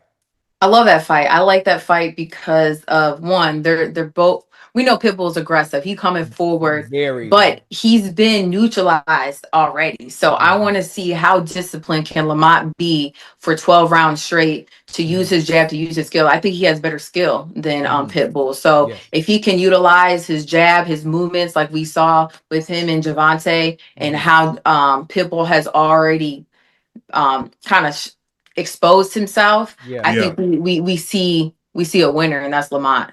But again, credit to Pitbull because he don't stop. So No. he's hungry just as much. Fighters who get a loss, they come back even hungrier. So again, I'm looking forward to that fight.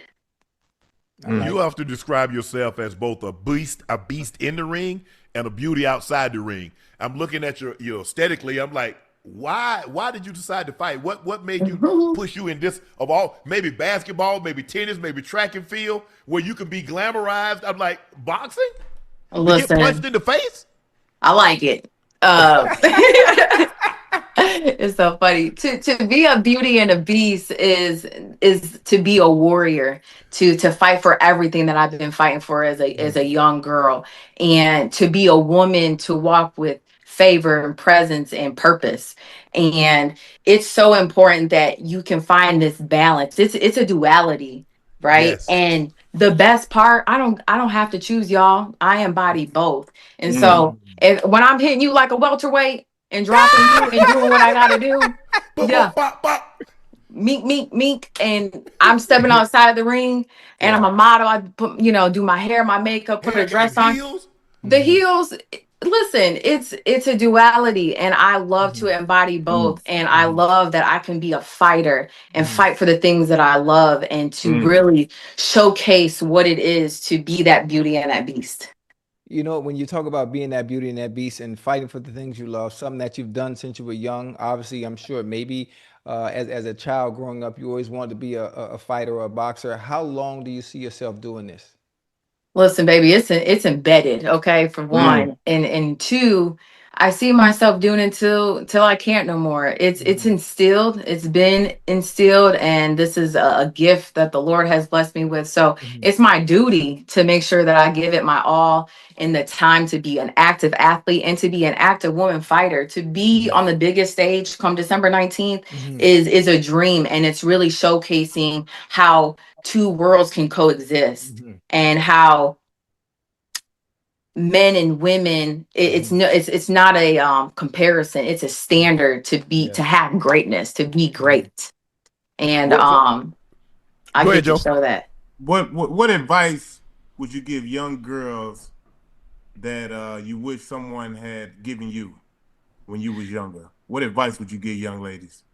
Yeah, I think it's important to give a young woman advice to know what it is to stand in power, what it is to trust your power, what it is to be still and to follow through when things get hard, when things don't seem to go your way. I think it's important to really mentor the same way I was poured into somebody else, because it really goes a long way. Life is hard, y'all. And also to be a woman in a space that you may not even know who you are. People having identity issues. You know, you need to know who you are. So to really encourage those to know who they are, to know themselves, to be able to love them. Like, loving yourself goes a long way.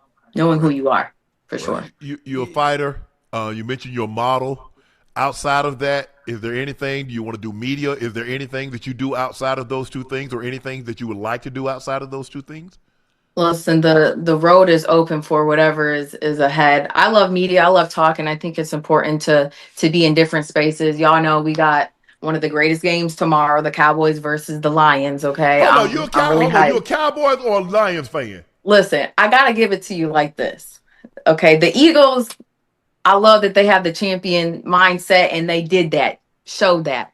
But also the Cowboys done showed up in these last two games. So I'm That's like, what okay, I'm talking about. What are we doing? What are we doing? Hold Where's the on, mentality? Simple question. Are you a Cowboys fan? Yes or no? Because I'm about to hit this power button.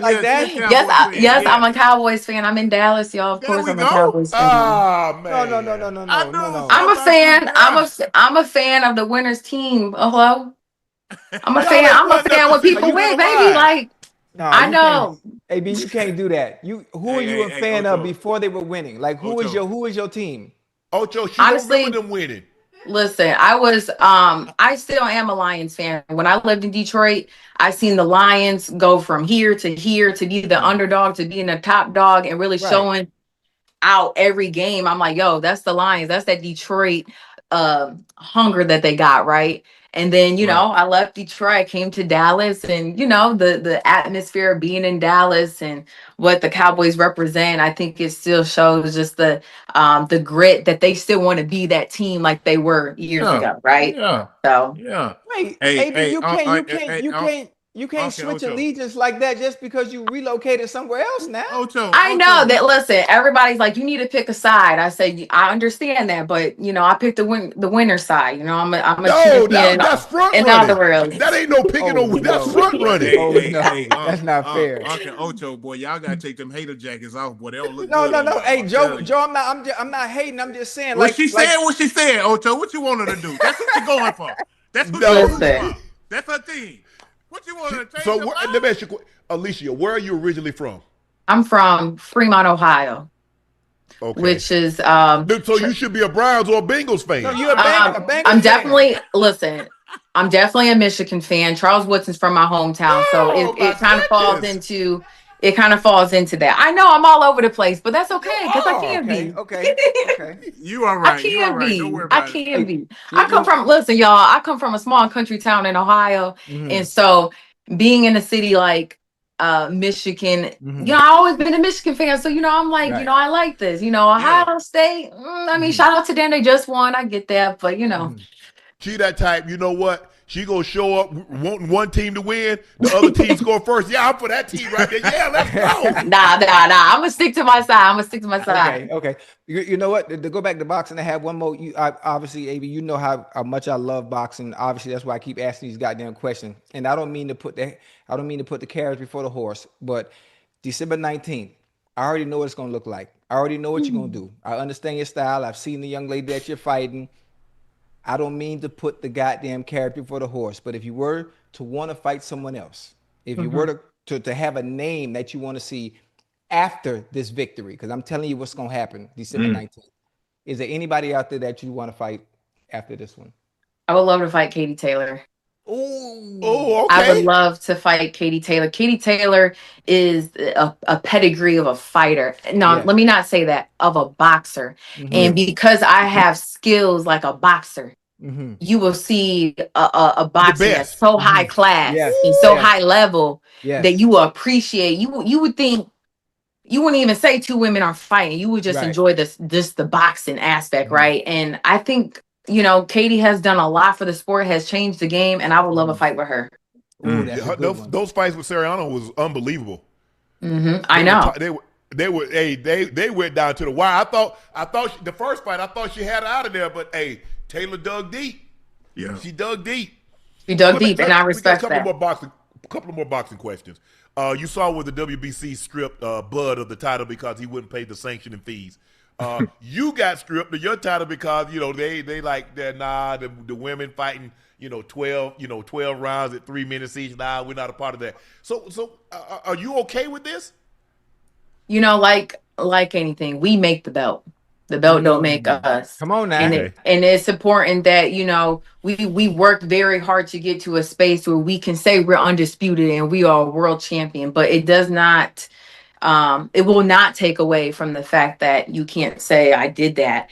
And again, boxing is a freelance sport, y'all. Boxing is a wild, wild west, still is. And so it's just one of those things you got to make sure that you are going to be straight with yourself, because nobody else is going to take care of you like you're going to take care of yourself. Right. So that's what that looks like. And, I had the opportunity to keep my belt, but I said, you know what? No, The hell with you. I'm going to accept this challenge. I'm going to do this 12 rounds, 3 minutes, and make history. And that's exactly what I'm doing. I like it. The Jake Paul Anthony Joshua. Ooh, If this is on the up and up, do you give Jake Paul a realistic chance? Anthony Joshua is a super heavyweight. He won the gold medal. We know he got dynamite in that right hand. He's a ginormous of 6'4", 245, 250. I think his promoter said that he's like 265, so he's gonna have to shed some weight right now. Tell us what you think. Give us the fighter's approach to this. What are you thinking about this fight? Yeah, so listen, my eye test is saying a lot of things, all right? And for real.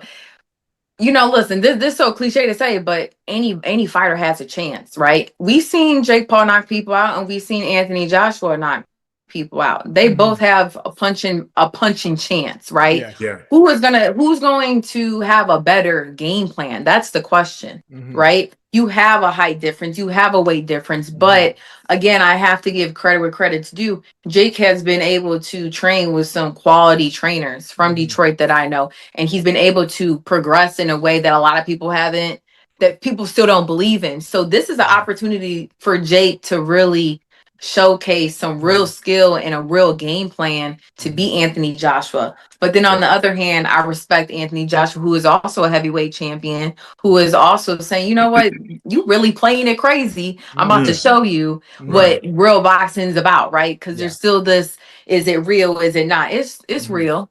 Oh yeah. We saw Jake Paul knock out people that weren't boxers. The one boxer that he fought, he did not beat, which was Tommy Fury. Now, this is a real professional prize fighting boxer, a heavyweight champion. This is different than knocking out people that came from the NBA or came from MMA or things of that nature. This is an actual prize fighter that still fights actively. This is true. But one thing about the mind, when you believe in yourself and you see no other way but win, that's the mentality that Jake has. And I think he's just shown that every time he steps in the ring, regardless of who it is, I'm here, I did this, I'm about to show y'all again. And I like, the mentality matters. What you have to know you're gonna go in there and win. Even if it's delusion. I don't know. Yeah. Yep. And one last boxing question, my last question, and it's more of a statement and a question for you. Obviously, Unc and Joe, I'm letting y'all know ahead of time. Alycia, there's a really good fight. Two of the greatest fighters of all time that are going to be fighting soon. 3-minute, 12 rounds. Andre Ward is coming back out of retirement. He's gonna fight me sometime in 2026. And Okay. with your expertise and you knowing how much I love and how long I've been training, what round you think I'm gonna knock Andre Ward ass out next year? Keep it 100. Y'all going 12 rounds? Yeah, hell yeah. Okay. Keep it 100. Hopefully 4. Oh, so you want me to put him out in 4? Yeah, I don't want you to go. I don't want you getting that deep water. Yeah, you know I can swim, huh? After round 7, tell him, Alycia. After that round 7, you start getting into deep waters. Listen, I'm we're good. gonna have to see how them legs are. I will say this though, Ocho. You got a great stance though. Yeah. You got the fundamentals. I'm not gonna take that away. So I think when you can learn to use that back leg a little more, push off that thing, you know, the power, you may have a puncher's chance. Oh, that's me. For real.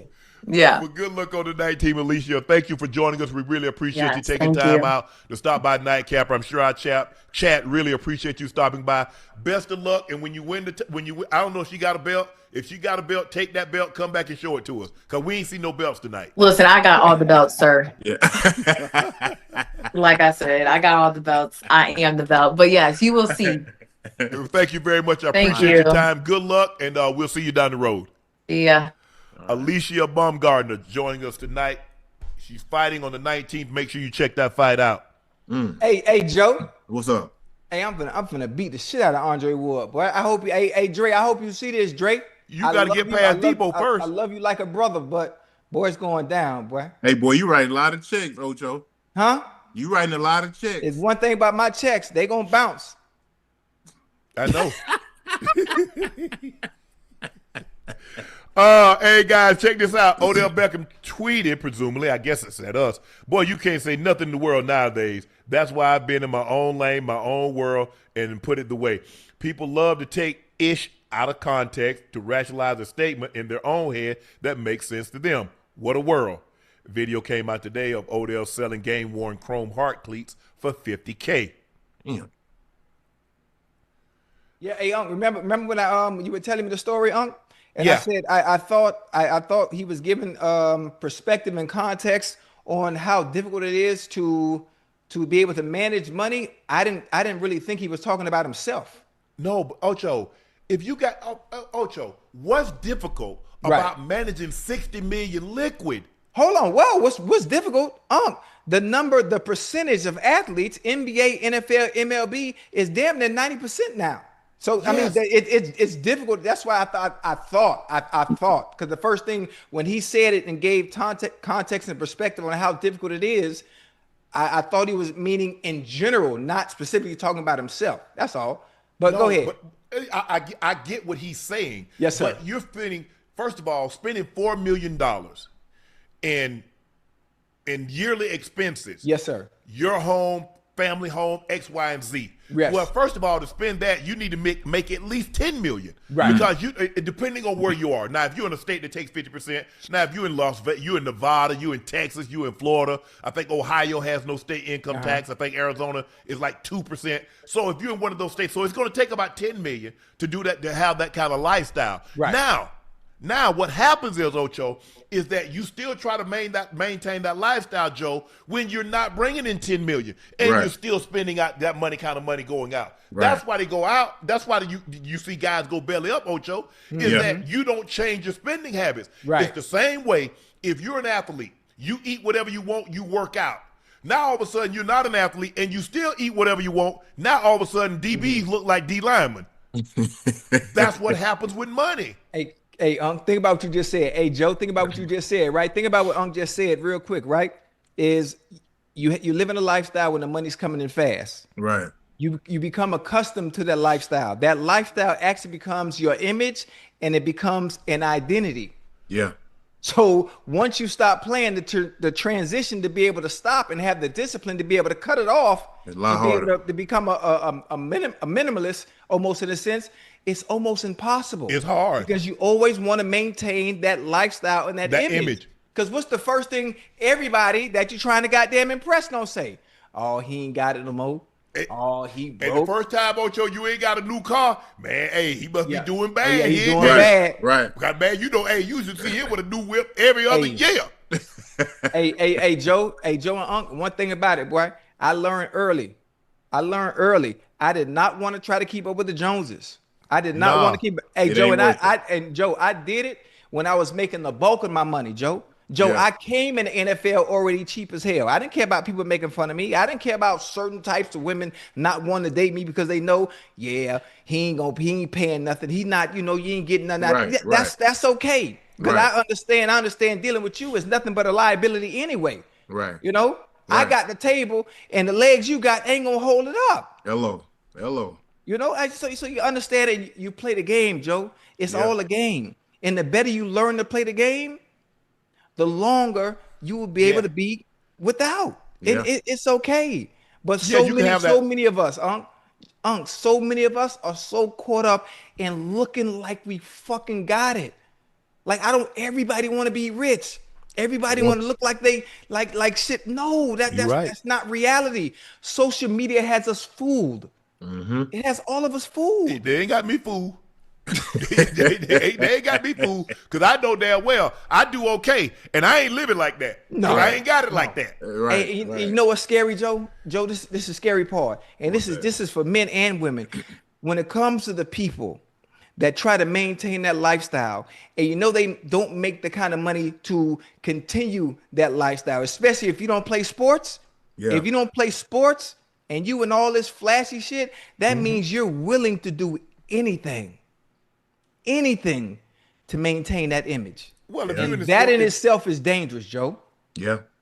if you leave the sport and you get you a gig and you making money like Stephen A, you making money like Strahan, you making money like Tony Romo, you making money like Tom Brady, Yeah.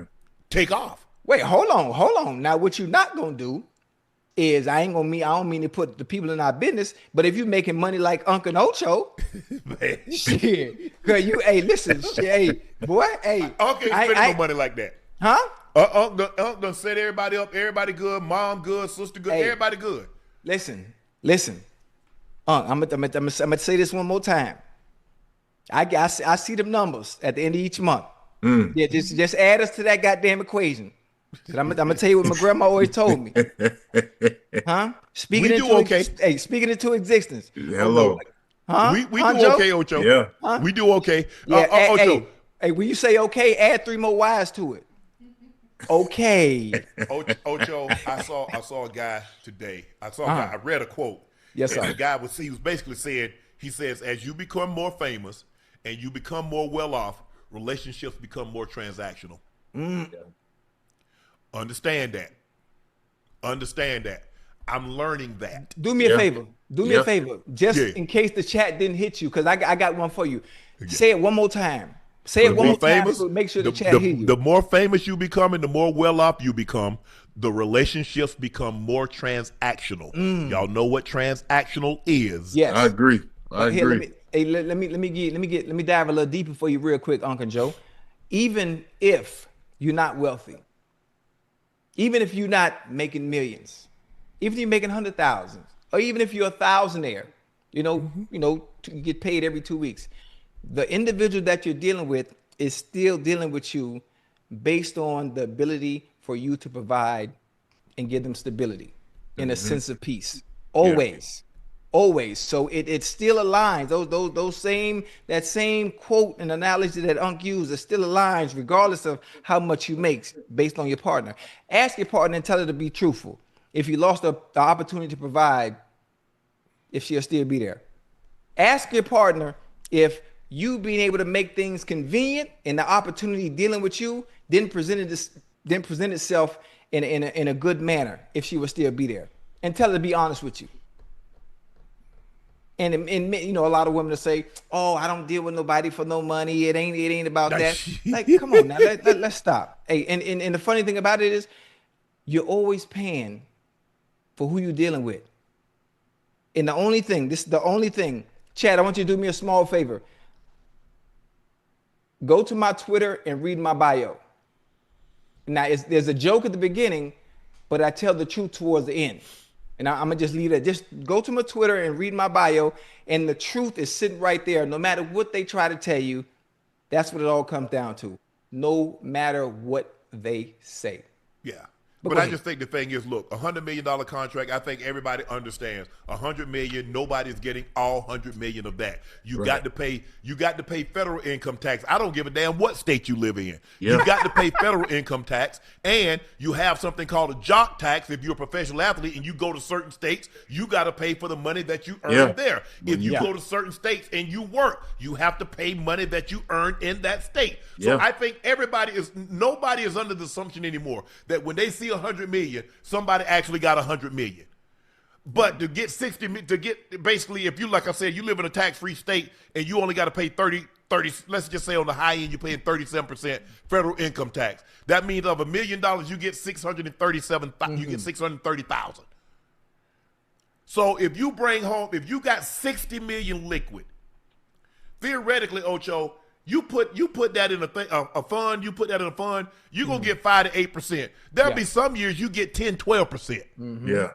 So even if you're just getting 5% on 60 million, that's $3 million a year. Man, if you can't live off $3 million a year, you got issues. Yeah, we now, in trouble. I'm not saying like Jay-Z or somebody that got full-time security and they got all these chefs and they got all these people. Obviously, it requires more than that.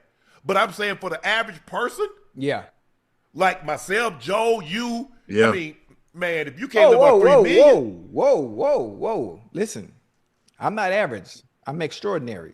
Now, but I'm saying I'm cheap as hell. No, I'm just bullshit. But I'm saying people like us, because the average person is not going to be in a situation to make that kind of money. Right. So I'm not talking about. I'm talking about. Look, if you make $1 million a year, unless you got extraordinary expenses, you should be good. Yeah, absolutely. Get you a nice little house payment, say, somewhere between $500 and $7,500 a month. Yeah. Get you a nice car. You and your wife get a nice car. She got one. You got one. Kids, because probably if you make that kind of money, Ocho, it's hard. You're gonna probably be sending your kids to private school. It just is what it is. There are very few people that make $1 million a year and their kids go to public school. I'm just being honest with you. Now I know everybody say I'll send my kids. It's easy for you to say that when you're not in that situation. But most people that make that kind of money, their kids go to private school. Yeah. And what we were trying to do, we didn't say it was, we were just trying to say how people go belly up. Yeah. Because when you have kids, multiple kids, and you live in certain states, and you pay $5, $10, $15, $20,000 per child, you got 3 kids. If you paying that kind of money for the kids, guess what else you paying for? Private school. Private schools cost you somewhere between $10,000 and $30,000 a year. So now compound that. Yeah. So you paying $100,000 a year. Ooh. $100,000. Yeah. No, you paying $100,000. Yeah. So if you pay 20, that's $60,000 a month times 18 years. Hey. Plus plus let's just say, Ocho, you got 3 kids and they go to private school, and that's another $20,000. So that's another $60,000 a year times 18. Well, they're not gonna stay the same because private schools go up every year. Yeah. So it might start out at 20, and by the time they get to be seniors, that's probably be 30, 35. So we're just trying to explain to people how it happens. That's why they say, hey, get you one. If I could do it over again, I'd have all my kids from one. I'd have been married, save myself a lot of money, a lot of attorney fees also. Hey, see, that's why. That's why I'm thankful. Hey, Joe, sometimes I got to get up. See, that's what I'm gonna do. Just this conversation in general. I'm gonna get on my knees after the show, and I'm gonna thank God. I'm gonna thank God because Unc just ran off them goddamn numbers, right? And that's just. And you think, Joe, I got 8, Joe. I got 8, Joe, and I ain't listen, Joe. Hey, hold on, listen to me. This let me tell you why I'm grateful though, Joe. Unc just ran off them numbers, right? Boy, I ain't never seen it, never had to do nothing like that, Joe. Private school. None of your kids went to private school, none of that? Nah, Joe. Joe, my kids needed character. It's a different time now though, Ocho. Hey, Unc, my kids needed character, it's a different Joe. time. Yeah. Even now, Ocho, what you was paying, you'd probably have to double that. Just because the cost of living is higher. You're talking about 15, 18, 20 years ago. So you know what the cost is right now. Yeah, so Joe, obviously the cost of living has gone up. So is the cost of raising a child has gone up. High. Hey, Joe, some of them numbers Unc was ripping off too, them people, them the type of people, you know, having kids by certain people, it ain't really about the child in the first place. Yeah. What did that mean? That's for them. Come on now. Come on now. Yeah. Can you imagine having to pay for a child $50,000 a month? Ooh. $100,000 a month? Yeah. 2 years old? What the hell? What we doing? Uh-huh. Boy. The fact that they grant that to some people. Oh yeah, absolutely. Because it's based off the income. It's mind-boggling. I'm like, man, how somebody need 30, 40, 50K a month for a child, bro? I know a guy that was paying in the early 2000s was paying $14,000 a month. I know a few cats who paying more than that. $14,000 a month. I know a dude paying $17,000 a month. $22,000 a month. I'm like, man, but that's $168,000 a year. Is where you file at too, though. You know where they have them kids at. Now there are some states that the mat is capped. You can only get X amount. You might only get 3,500. You only get 5,000. Right. And then some states they base it on how much the father makes. Yeah. But I'm saying, and they make you responsible for the private tuition because they say if the child should be afforded a life that if the child was with you, that the child would enjoy without you. Absolutely. Yeah. Now I ain't telling you what somebody told me. I'm telling you. Now see, y'all can talk about a whole lot. Don't know what he's talking about. Yeah. Bull jive. Yeah. I'm with you when you're right. Hey, boy, that's I'm glad. I'm glad, boy. Those I had kids from, boy, they wasn't like that, man. Yeah, Joe. I'm getting on my knee. I just it make me cringe hearing the numbers that Unc rolling off his and also I'm present, Joe. I'm active, Joe. And that's my thing, Unc and Ocho. It's like these numbers I'm telling y'all. I done heard about cats paying, and man, they almost got custody of their kids, and they still paying. Absolutely. Paying this amount. Absolutely. You get the kids during the summer, you get the kids for 1 to 2 months, guess what? You still got to send that same money.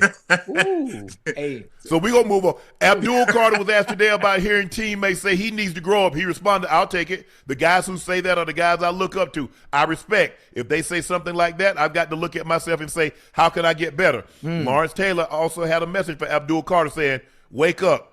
This is what you work for. This is where you want to be. So now that you're there, wake up. I like it. That's a good response from him. That's a grown-up response too. Yeah. That's a grown-up response, you know. But normally, you're the number 3 in the pick in the draft, and they got to tell you, Ocho, you sleeping in meetings, you miss. Come on now, Ocho. Yeah, you're right. At some you're point right. in time, we got to hold these kids accountable. He ain't a kid. He a grown-ass man. He paying bills. Yeah. They got to. Hey, we done jumped on you twice already. We done jumped on you twice already. Look, we understand, Joe.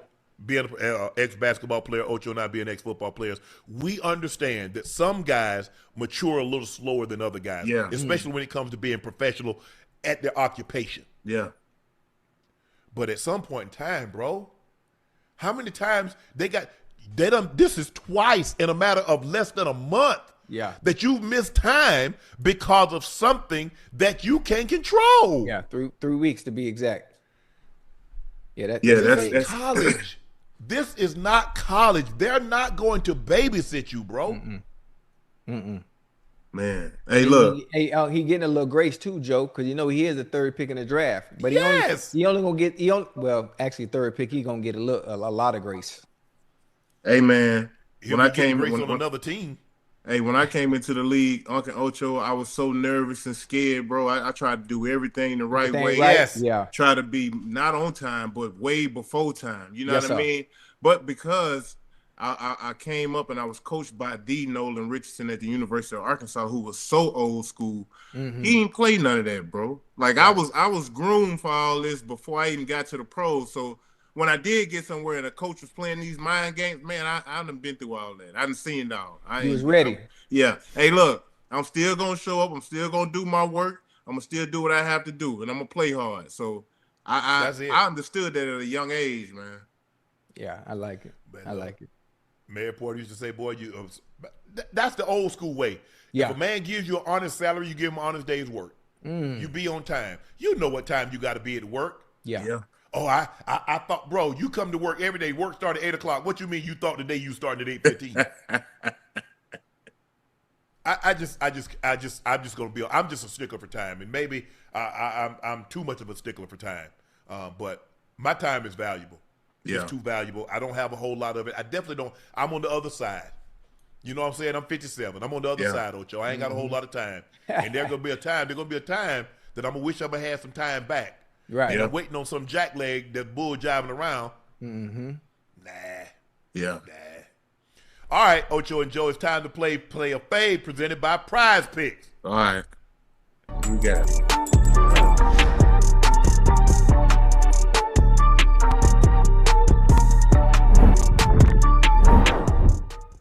The first one's for you, Joe. Anthony Edwards will have more than 40 points, rebounds, and assists. So he'll have when you combine his points, rebounds, and assists, it'll be more than 40. Who they playing? Pelicans. Oh yeah, points, rebound, assists, 40. He for sure getting that. Hell, he probably can get that off a point. He getting that. All right, Derek Queen, he'll have at least 4 assists. They play the Timberwolves. I like Big Queen. I'm giving him them 4 assists. Yeah.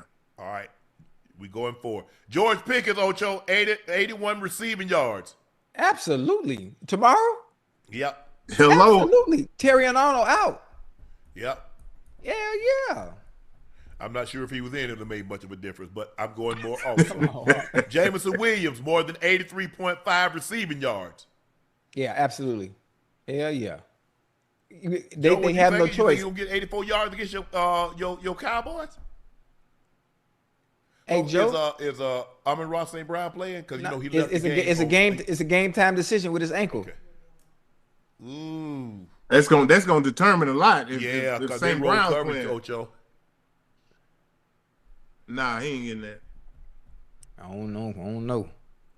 And the thing is, Cowboys D-line been playing really good. Oh yeah. Man, come on, give Very some love good. now. Give some love. With Clowney and Williams and Diggy Zua, Clark. Quincy Williams, They shaking it up. Kenny there, Clark. Yeah. Yeah. We trying to make a little late surge. Going down the stretch. I'm gonna say under. That's what I'm saying. Under. $25 to win $150. Download the app today. Use code Shannon to get $50 in lineups after you play your first $5 lineup. Prize Picks. It's good to be right. Hey, Joe. What's up? Hey, I got a joke. You want to hear it? Let me hear it. What you got? Hey, Unc, you ready? Yeah. Chat, y'all ready? Okay. Chad, stay ready. All right. Hey, what's a kidnapper's favorite shoe? A kidnapper's favorite shoe? Yeah. Hush Puppy. Joe, what you think? Kidnapper's favorite shoe. I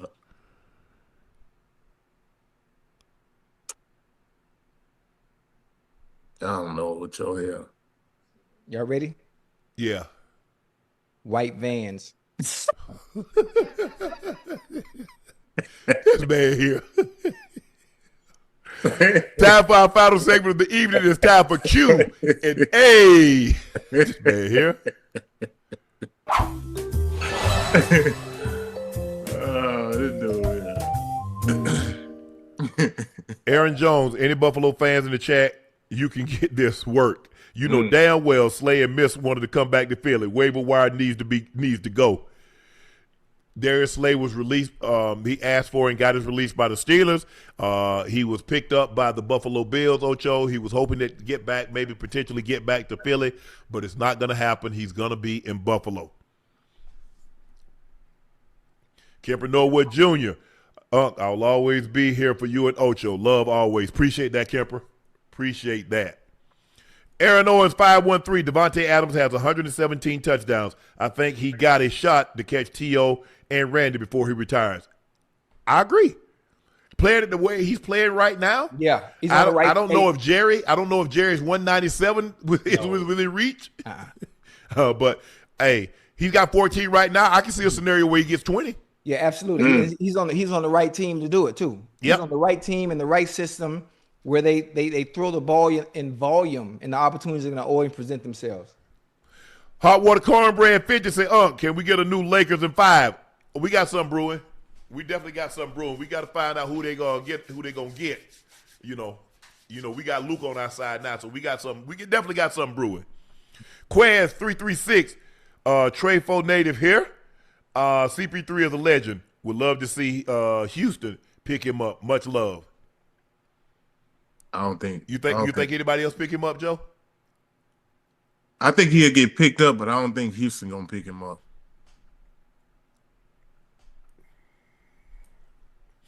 Dr. Frankie L. Bellamy, that was a great interview with Dr. Bryant. Sounds like she's giving you the same advice I did. I just don't get it. You've been hit by a man away over 200 pounds who can bench press a Buick, but you won't let the right woman touch your heart.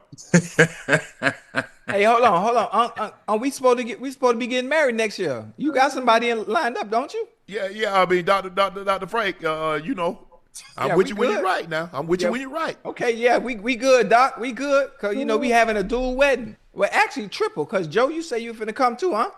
Yeah, I'm gonna be there, Ocho. No, I talk about be there, be part of it. We could be the first people. We can do the show. We can do Nightcap during the wedding. Yeah, we got to work out the logistics and all that. We got to sit down at the round table about this one. Okay. Yeah. But I think we'd be the first ones to ever have, it sounds good. It sounds yeah. It's nice. Smoke Face 333. He's 6 on the scoring list all time for the Clippers, number 1 in assists, and he can't say anything. So let me ask you a question. Can that help him being number 6 in the scoring and number 1 in assists? Can that help them now? That's why I keep telling y'all you got to update your resume. Yeah, you do. Man, that's crazy. I think I'm with you when you got to update your resume, but I think the work that he's put in, man, unless it was him shouting and yelling at the coaches or the assistant coaches, I think the man should have an input though. He should be able to say something. Like I say, he said it, and they say, "Okay, we don't want to hear it no more." He said it. He did, Joe. That's probably what got him out of there. You're probably right. I think, and another thing, by him, he spent the bulk of his years playing for the Clippers. Man, he probably had a sense of comfortability in being there and being able to voice what he felt. He's seen. So, yeah, maybe they just weren't having it.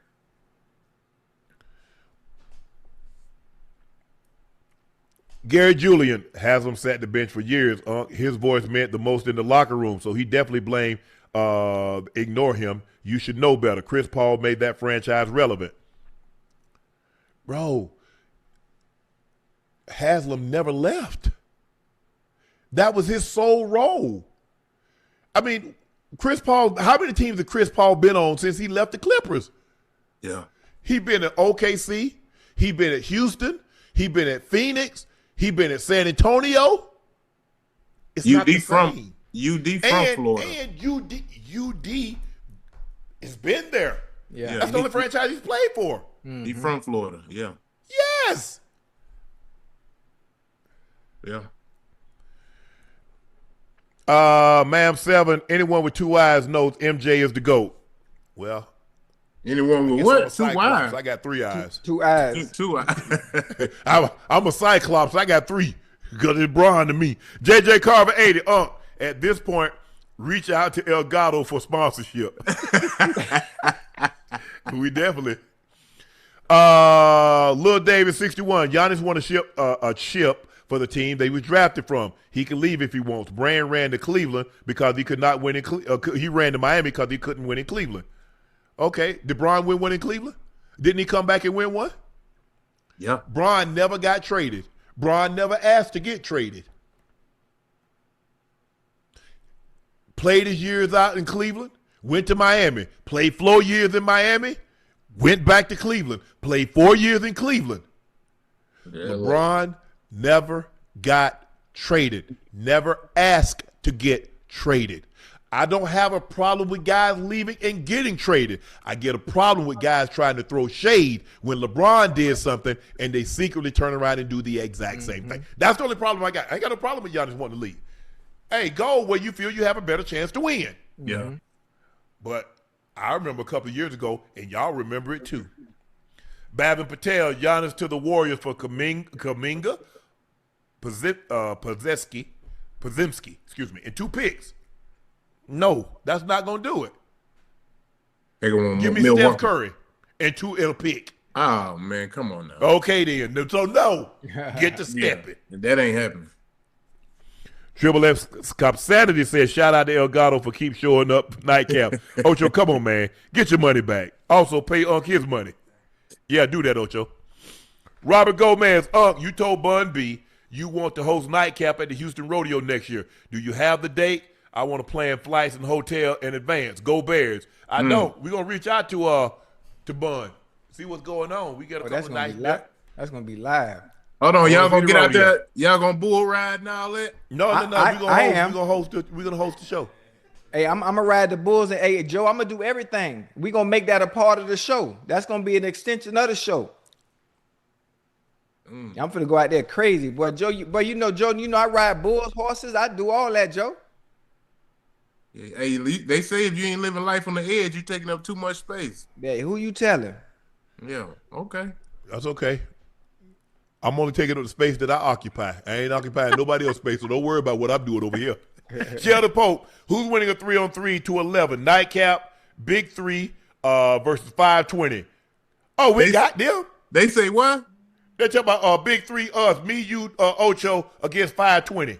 We got them. Hold on. Yeah. Hey, matter of fact, I'm whoever just said that, why I was just thinking about that earlier today, having all the podcasts, 520, the pivot, busting with the boys. No, the pivot not beating us. No. Hold on, but listen, hey, Unc, just something competitive where we all compete in something. I mean that would be so fun, like a podcast wars or some something. I don't know. I don't know. I'm just. What we playing? I mean, they say 3-on-3 to 11. 3-on-3. Oh, we good. Hey, we good. Hey, them boys like that here, man. We good. Hey, we good. Joe will have all them because I'm beating him. Man, we good. Get out on the block, Joe. Yeah. Ocho, can you shoot? Hey, yeah, I can shoot, Joe. Don't worry about it, Joe. You got Leb in you. Hey, just Joe. Get on the block. Joe. We won't find out if he can shoot because I ain't passing him ish. Hey, don't worry about it. Hey, I'm like Shay out there on the court now. That's what we not gonna do. All right. Hey, Joe. Hey, Joe, we saw you. No, you're not like Shay. I am like Shay. Yeah, you like Shay, Bow Wow daughter. No, you not playing. We're not throwing you the ball. You will not get any shots. Rebound. I'm a competitor. You throw me the ball. Hey, Ocho. As long as you can hustle, you play had quadruple hard. zero. Hey, that's what I did. Listen, that wasn't my job. We had a score. You said it was all about knowing your role, right? I understood my role when I was there. Oh yeah, we good. Only one we got to worry about is Gil. Gil, because he got Kenyon and I'm a lock Gil bad knee having ass up, man. Gil ain't gonna shoot. Gil ain't gonna score shit. KG and Paul Pierce, I don't know a truth. I got KG because I'm gonna talk him out his game. I got KG. I'm gonna talk him out his game. I'm gonna have him out there ready to fight. Yeah, and congratulations to 520. They got an Adidas deal. They signed the shoe deal. Nightcap next. But see, you see full frontals of them. But you don't see what we got on. I got on flip flops. Actually, I got on Crocs. Yeah. So I got on socks. They dirty though. All right. Mauricio Zapata got 12,000 minutes listening to Nightcap on Spotify. Mauricio, thank you, bro. Hey, I don't know, man. That means you probably in the top 1-2%.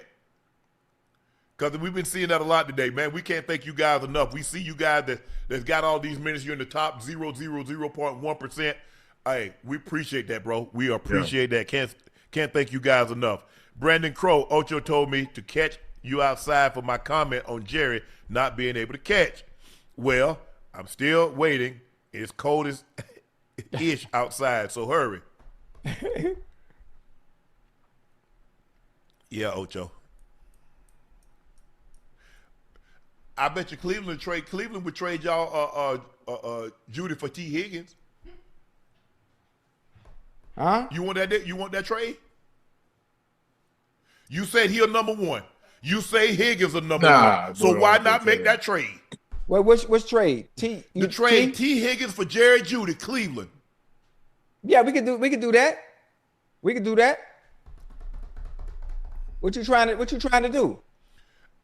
Cleveland trying to trade you Jerry Jeudy for T. Higgins. I say, okay, come on. T gonna want to go over there, and that's T gonna want to go to Cleveland. I'm just asking you, do you want to trade? I'm just asking, do you think T is gonna want to go over there to Cleveland based on what's going on I over there? think T's gonna want to go get his money. I don't know if T's gonna be able to come back next year.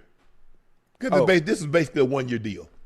Oh yeah. Okay, yeah. The way it's structured, it's basically a 1-year deal. Yeah. But thank you guys for joining us for another episode of Nightcap. We can't thank you enough. I'm your favorite Unc, Shannon Sharpe, my partner and co-host, Liberty City's own, the Bingo Ring of Fame honoree, the Pro Bowl of the All-Pro, that is Chad Ochocinco Johnson. Third member of the Big Three, joining us every Wednesday night, Little Rock, Arkansas native, University of Arkansas alum, 7-time NBA All-Star from the Atlanta Hawks. Here he is, ISO Joe Johnson. Again, thank you, Joe. Wait. Thank y'all. I got one more joke.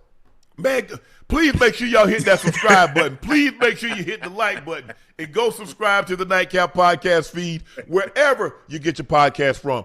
Thank each and every one of you that helped us reach number 13 on the YouTube charts, #1 podcast, sports podcast on YouTube. Thank you very much. None of this is possible without you. Again, thank you for your support. Please make sure you go sign up for the Nightcap podcast feed wherever you get your podcast from. Now, if you're looking to purchase a bottle of Shea by Laportier, head over to LaportierCognac.com to grab your bottle if you can't find it in a city or state near you. Just order it online. It's the premium VSOP cognac, the best tasting premium VSOP cognac on the market. Please drink responsibly and be safe. This Friday, December 5th, I'll be at the Total Wines & More on 6885 Las Vegas Boulevard at 6 p.m. Come join your favorite Unc, get you a bottle, get it signed. Let's have a little taste. Let you see what the Shea by Laportier is all about. Make sure you guys stop in and say hello. Please go follow my media company page on all of its platforms, Shay Media, and my clothing company, 84, with 84 being spelled out. That link is pinned in the chat. We want to thank our very, very special guest, Alycia Baumgardner, joining us tonight. She has a fight on December 19th. Let's wish her well. Let's show her support by watching that fight. I'm Unc. He's Ocho. He's ISO Joe. We're back tomorrow night after the game. The Cowboys and the Lions should be a good one. Thank you guys for joining us. We're out. Peace. Peace out.